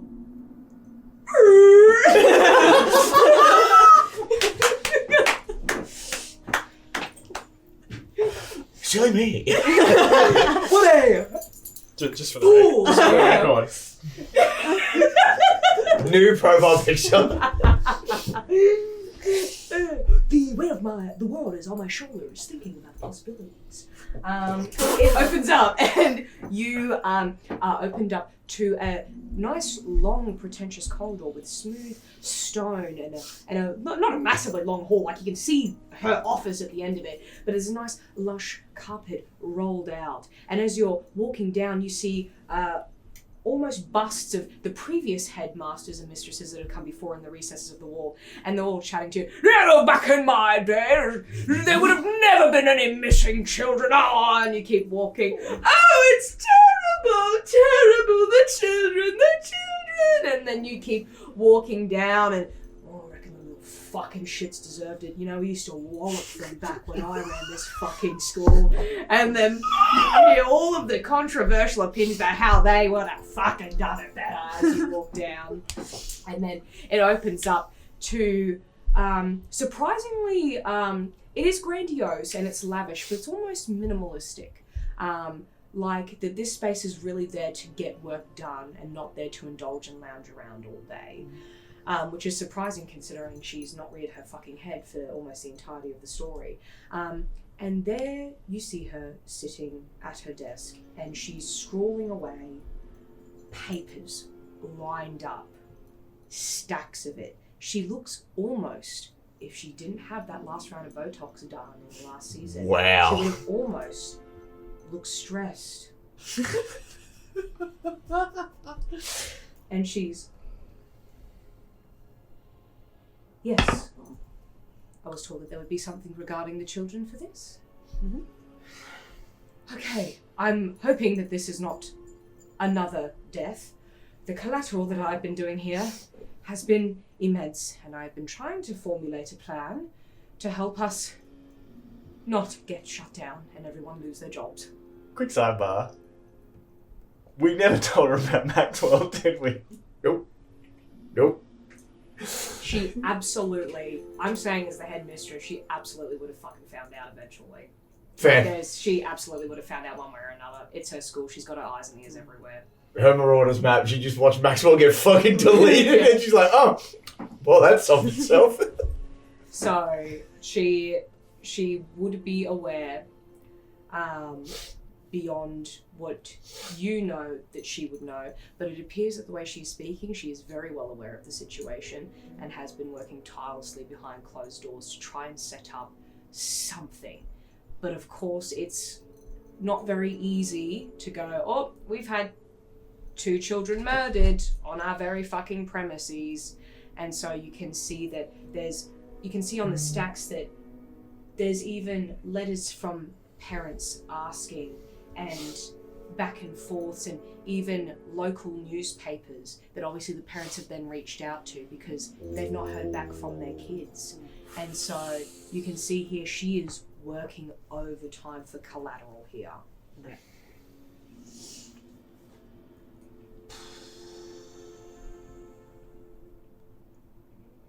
Someone please speak! Lester, charm on your tongues have been cast! There's been a possession of sorts. Ma'am, I have something very unfortunate to share. It seems I'm not fully in control of my faculties like I thought. Unfortunately, I couldn't trust myself as the Skinwalker. And it turns out I unfortunately have been running a bit rampant in my sleep. Here's my letter of resignation. I'll get you to roll a charm. What the fuck are you doing? Before that happens, is anyone going to step in, or are they going to let Ernest take the fall for this one? Here's the thing. Would you shoot anyone a look if we went to step forward to interject? Yep. Then, as a not so nice man, Tony will refrain. Personally, whilst you're rolling, I'm going to set. What is your die for charm? Just to make sure I've got it on the right page. Yes, it's a D12. It is a D12. I'm going to set it to a D15 because you've had a very fucking clean record. Oh, fuck yeah. You've had a very fucking clean record, and there's a part of her that's not buying it. Mm-hmm.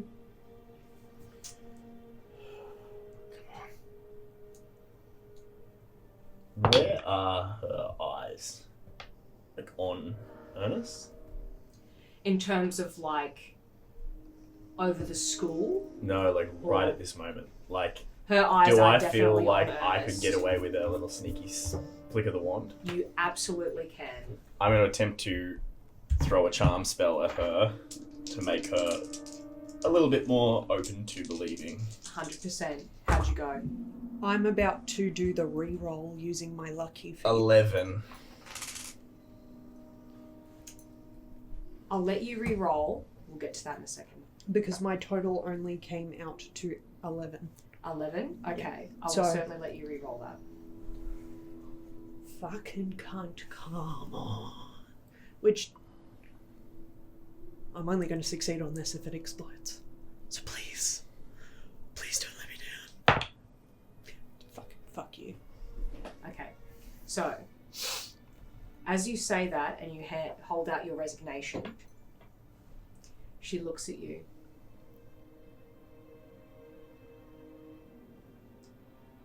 Are you sure that is what happened? Ernest. Ernest, look at me. Look at me, Ernest. Look at me when I'm talking to you. Ernest! I need you to understand the implications of this claim.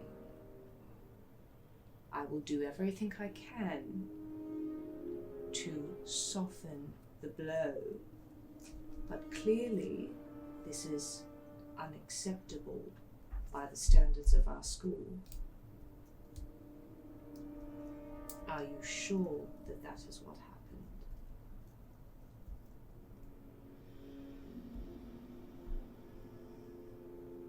Because I could understand in a distressful situation if lines are blurred and we don't really truly understand what happened, and sometimes we may say things that don't make sense.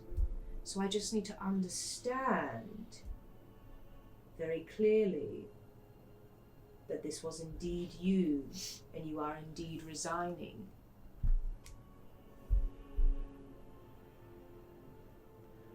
Fuck. Sorry. It's because this looks coming from you. Regardless, out of character. I need a minute! Do you actually need a minute? Here, let me just... I know you're still doing it. It's a genuine case of, hell, Amos might actually have a fucking second chance to live a half-decent life right now. This is Ernest's thought process. I could take the fall from this, piece the fuck out, and go and hide in the middle of nowhere. That's his thought process. That's... Well, that is... And roll me a brain. DC 5, please. Well, because he said please. This is 10. 10. She's giving you an option because she's also looking for an out, and you can see this, but she's giving you the option if you truly want to take the fall, because that will also be beneficial for her to an extent, but also you're a good worker and you're definitely one of her favourites, and on top of it all, she sees you as a good person. Yep. And she's just... Genuinely like, Yeah. you're really sure you want to do that? Yeah. So she's Yeah, letting okay. you weigh up your options, but ultimately the choice is yours. Ma'am, you need to fix your Botox. I got none of that. I am so disappointed in you, Ernest. How could you have done this to our children?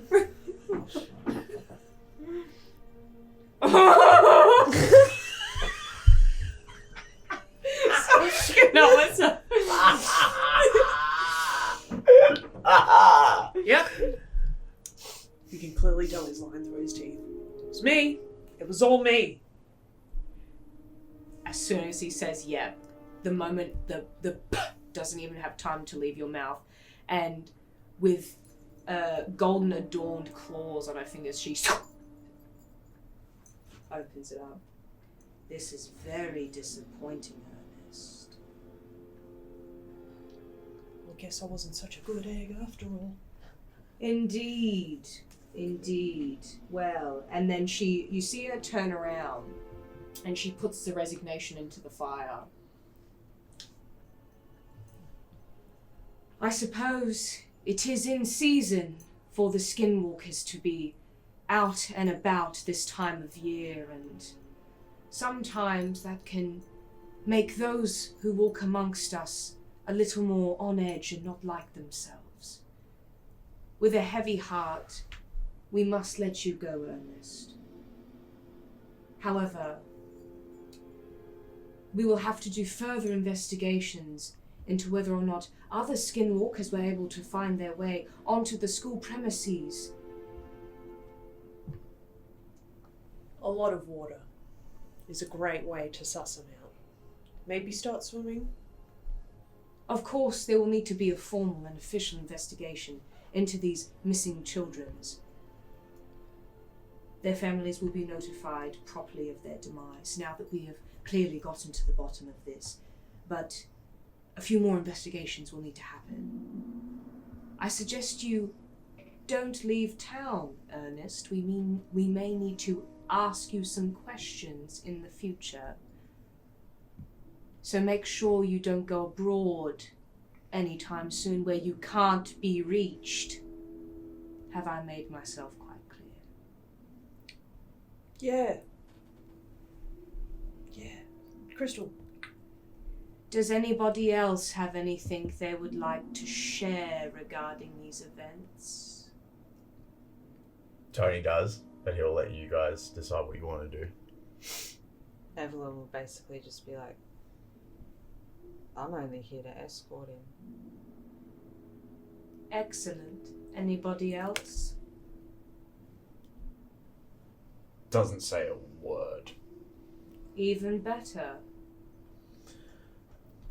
Well, that's unfortunate because I've got 4 brothers and about 13 cousins, so we're going to have it out. You're loving this, aren't you? This little way out we've got here? What would you prefer us to do? Would you like everyone in the faculty to lose their jobs, be displaced? Then all of these children who cannot afford private tutoring elsewhere must be displaced into the public system. Ergo, several children losing their scholarships and have nowhere else to go.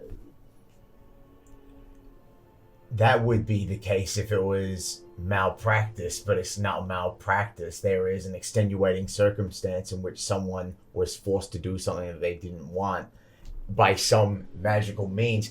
Get a fucking grip, lady. We're a magical fucking school. Magical fucking 5-0 are gonna come down from their stupid fucking broomsticks, swarm all over this place, and they're gonna fucking figure out that you lied anyway. You think you're exempt? Because you're the boss?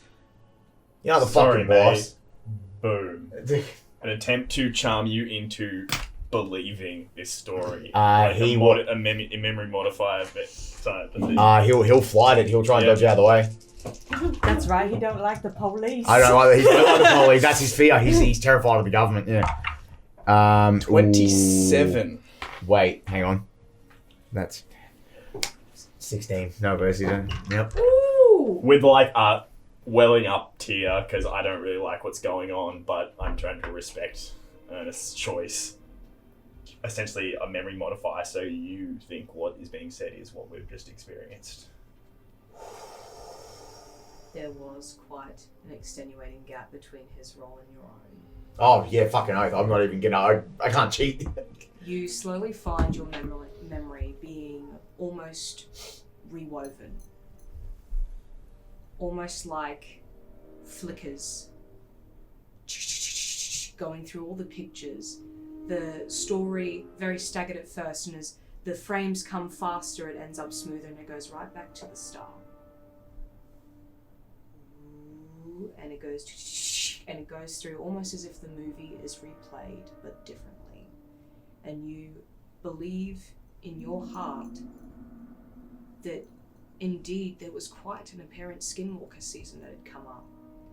And these children had indeed wandered out, not so far from the truth, where they were not meant to go. And you believe that Ernest was aware of this season, and there's suspicion that he may have even participated in it.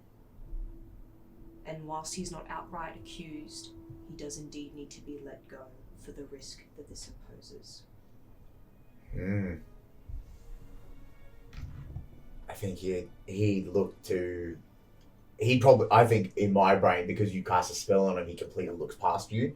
Because, like, you're kind of not there at the moment. What you'd be looking past would be a guilt-ridden Reggie right now. He does not like what he's just done, but bros before hoes. He'll look at Evalyn, and there's just it's a really sunken, sad look on his face. You know, just like, you know, he knew he was rough around the edges because, you know, he was a foreign exchange teacher. Looks to the rest of his team and then looks to Ernest and just goes, "Hey man, you gotta fix it. I gotta do what I gotta do." I just hope you get some help." Definitely know where I'm going. A bit of a tear under his eye. He'll go, "I think I need a cigarette." And he goes to he walks out the door to the hallway to go outside. The headmistress turns to you. I didn't like doing that. I know you didn't. I understand why you did. And I thank you for stepping in, even though it is not something you wanted to do. I need you to understand why we are doing it this way. I don't need to understand what Ernie says. I got you. Of course. Can I please just ask one final question? Has the situation truly been dealt with and is it resolved? I will ask you no questions further than this, because the less I know, the less the GGMA has to see when they penetrate my mind. It has been taken care of. Excellent. And she reaches into her sleeve and pulls out this long, sharp golden wand. And she presses it to the tip of her temple to the point where the pressure lets out a small trickle of blood, and you see a wave of gold go over her own eyes. And she pulls it away and puts it in. The rules still stand, Mr. Hickory. I truly hope you find help. I have every intention of doing so. I'm sorry I let you down. You were a good teacher, Mr. Hickory. You will need to leave the premises immediately. I will have this fucking name again. The fucking Michelson. I will have groundskeeper Michelson help you connect your things. We will need to put the children in lockdown as you move through the school, as we cannot risk any more outbreaks. We will be in touch should we need further questioning. Take care, Mr. Hickory. May your future be more peaceful than your present. You are free to go. Thank you for getting to the bottom of this. I realize it was massive responsibility on your shoulders. I know that it won't make up for the fact of what has happened, but you will find bonuses for your efforts, and tribulations that you have gone through figuring this out.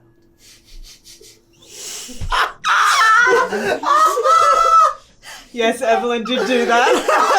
And then was just kind of like,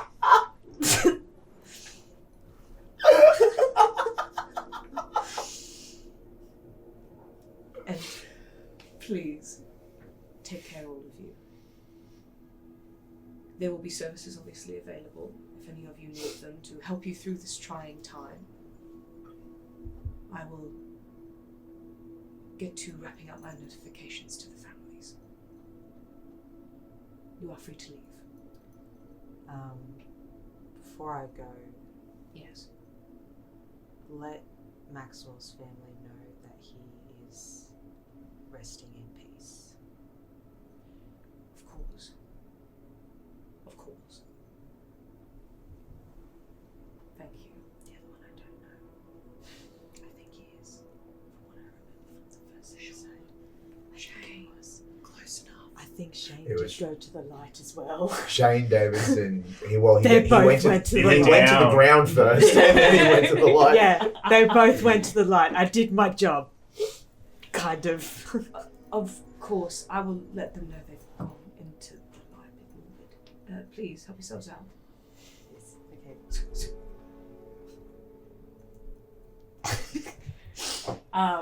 As per promise, waiting right by the door is the groundskeeper. Your stuff already packed. I appreciate you. But for the honor of Snack, I need a minute. Immediately grabs Reggie's hand. You should do me a favor. I look to Markson and I'm like, I'll escort him out.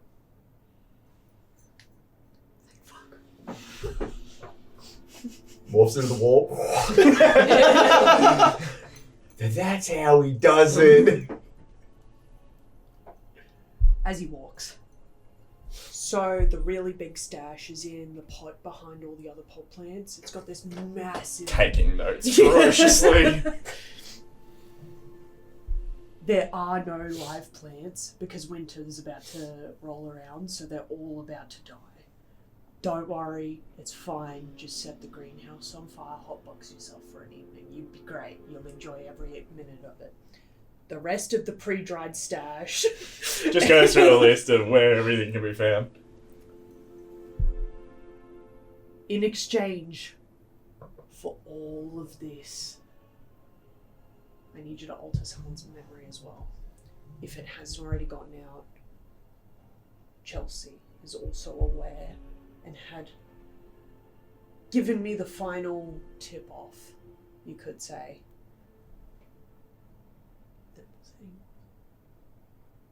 Good catch, because I was about to explode the fuck out of that. And I fucking know you would have too, bitch. I need you to find her. With a tear, he agrees, and he'll walk you to essentially the front. Yeah. And he sort of, because he's quite tall, he gets down almost on one knee to really try and almost be... Don't patronise me, stand the fuck up. But no, like, gets down really low, like, and will lean in, hand on the side of the cheek, I'm not a client anymore, and kiss you. Oh! Love's in the air. There was no plan of that, but I'm like, Love's in the air. There's a moment where it's all like,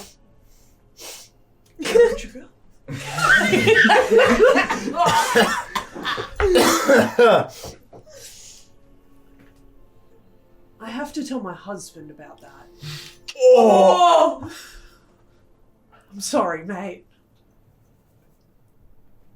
Reggie don't care. Reggie's another love, baby. Invite your husband to. He's kissed plenty of married people. Yeah. He's like, yeah, and? Hey, you make a killing in New York at those swingers parties. It's just a lot of like, oh fuck, am I gonna get kicked if I go home now? Nothing more happened. It depends who's happened. Nazo. No, I'm fucking Dang. dead. He wouldn't mind Reggie. He wouldn't mind him. He'd think he's a bit of a hillbilly, but... But yeah, we'll essentially do that, stand back up, give you the nod, and then turn his back and let you disappear. He's gonna be a great deal.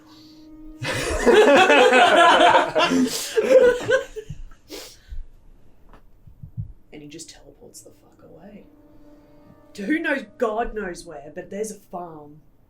And it's so fucking beautiful. This beautiful little cottage house.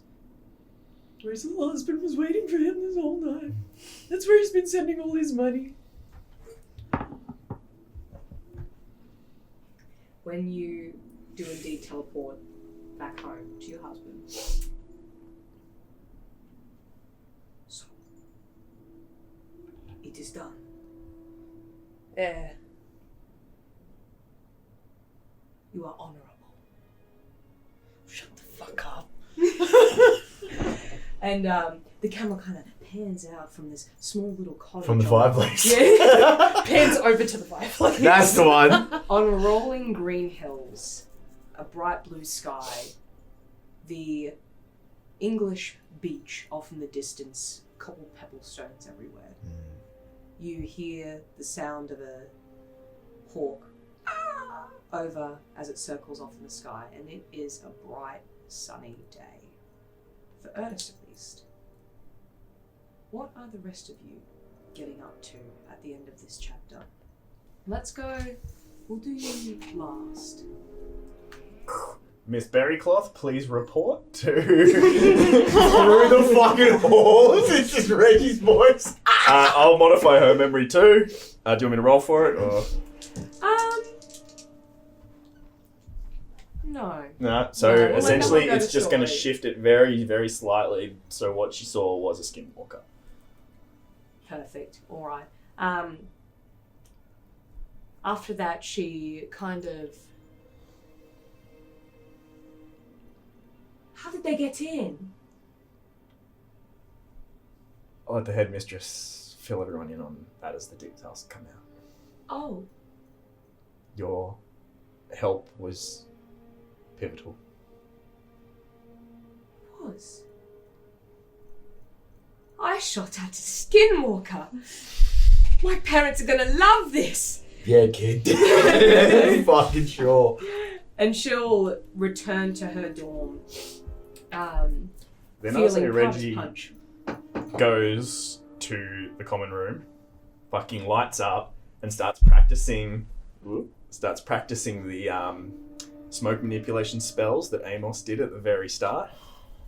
Excellent. Are you kind of just spending the rest of your afternoon because you find... Let's do... Nice. Feels good to do that.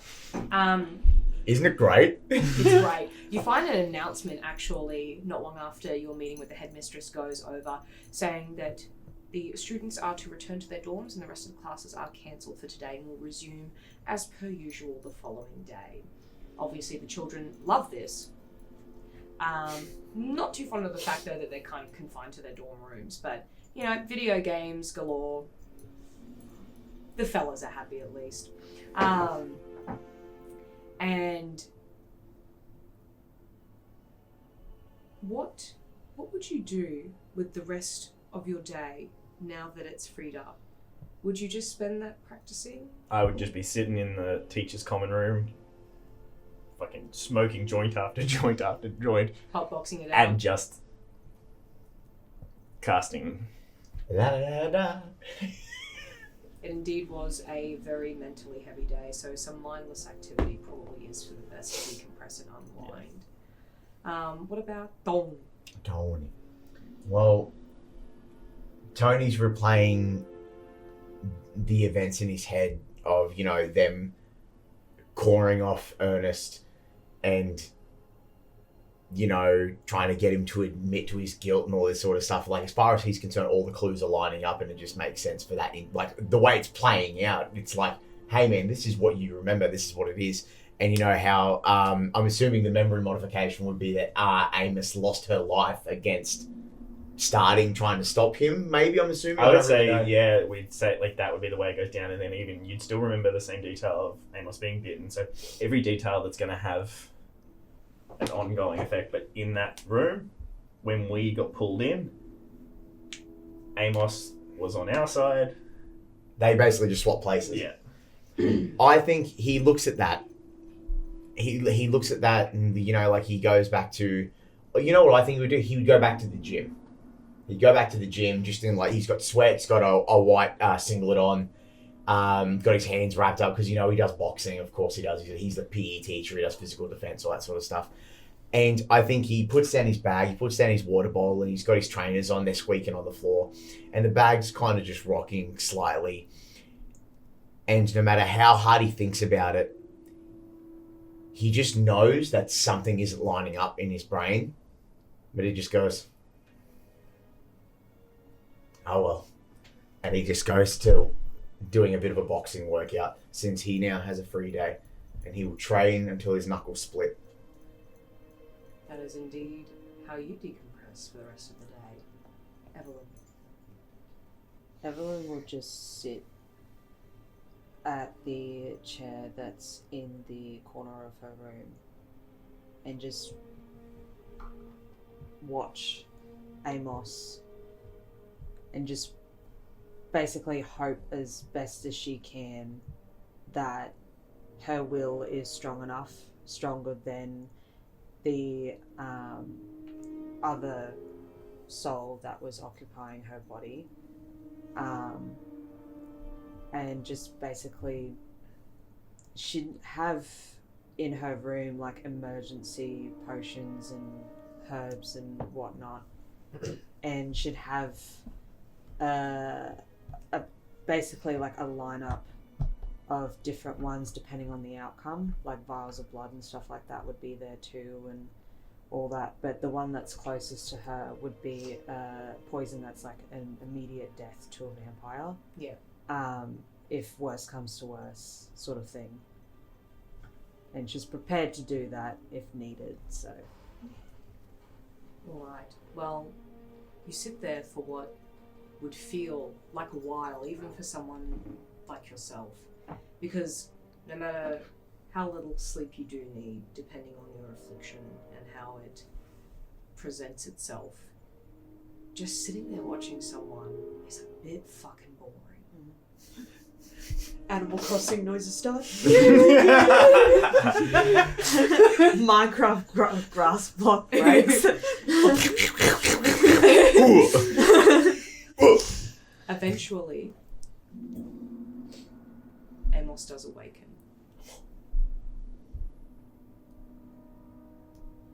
And the first words that leave her lips are, "Why is it so cold?"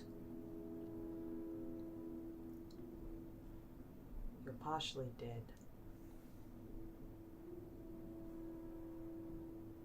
Oh. I'll rip it off like a band-aid and the fangs pop out and the eyes go black.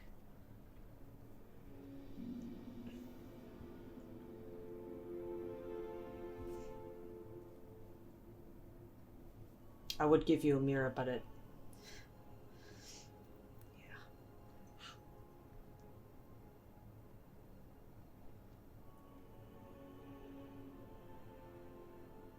And we go through a small montage of Amos being very careful and listening to you very diligently. She already knows what it feels like once to let her kids down. She will not do it again. And then we cut to about a month in the future. Somebody is running a very successful business. You're welcome, motherfucker. And there has been a new dueling and defense teacher appointed, as Amos did step down from that position. And in the light of her good friend's sacrifice, she ensures that all of his plans indeed make it through the winter season, as Miss Embers now becomes the new botany teacher. And I think that's where we'll leave it, guys. Yeah, boy. Fucking beautiful. This? What the fuck? Yes. Oh, holy Oh, dooly. you guys did fantastic. You guys did That played out fantastic. so good. I was Oh. fucking sweating. It's the most still I've seen you ever sit at the table. Like, Yeah. ever. It was insane to watch. It was crazy to watch.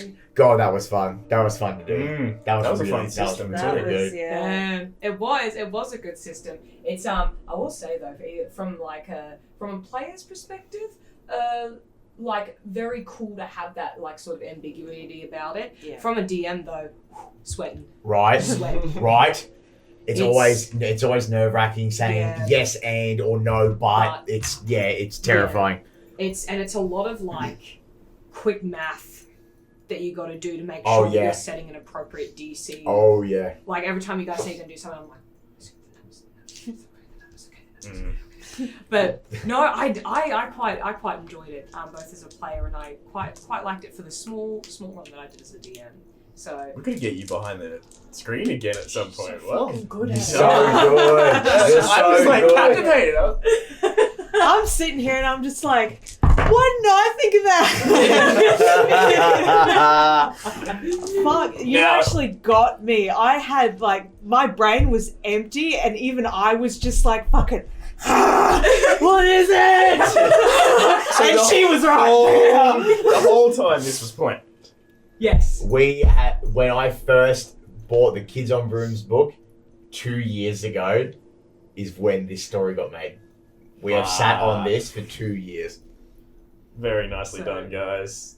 That was epic. I'm glad you guys thought so. Well done to you, Cody, for Yeah. running like a 95% of it. No, hey, look, it was truly, it was wonderful to watch everyone start going on like those like tangential like threads to try and piece it all together.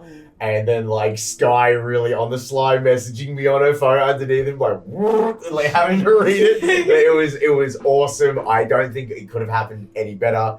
You all did splendidly playing the system. Yeah, It you was guys so much. crushed It was so much fun.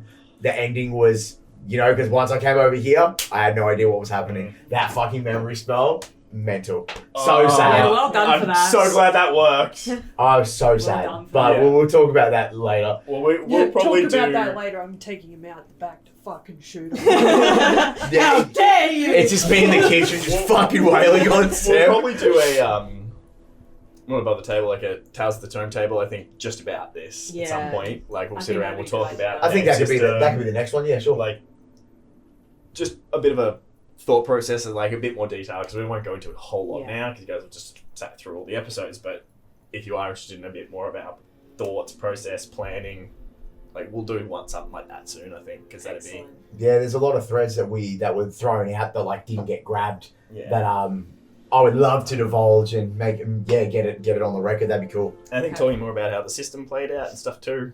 Like we'll go into a bit more of that because Perfect. it's Hell yeah. a bit different, but that was fun. Yeah. I'm glad you thought so. Excellent. Well, anybody else want to shoot anything off before we sign off for tonight? All I'm gonna say is fucking get ready for the main campaign again, brothers. I'm gonna practice my accent. Monica's been fucking sending me absolute walls of text I've about been playing. choking him for more Zeph. Oh And yeah. I'll throw it out there. Artwork Yes. is below here. We've probably had it up for these whole episodes. Yep. Brilliant. yeah. You're, as Yes. always, smashing them out. Well done. We've only seen Amos so far, but I'm sure the rest are going to look just as Oh fucking yeah, good. don't worry, they'll be coming your way. I'll smack them all out. Well, if nobody else has anything else they'd want to say, Not all skinwalkers are cunts. Skinwalker awareness. Yeah, brother. Skinwalker Pride.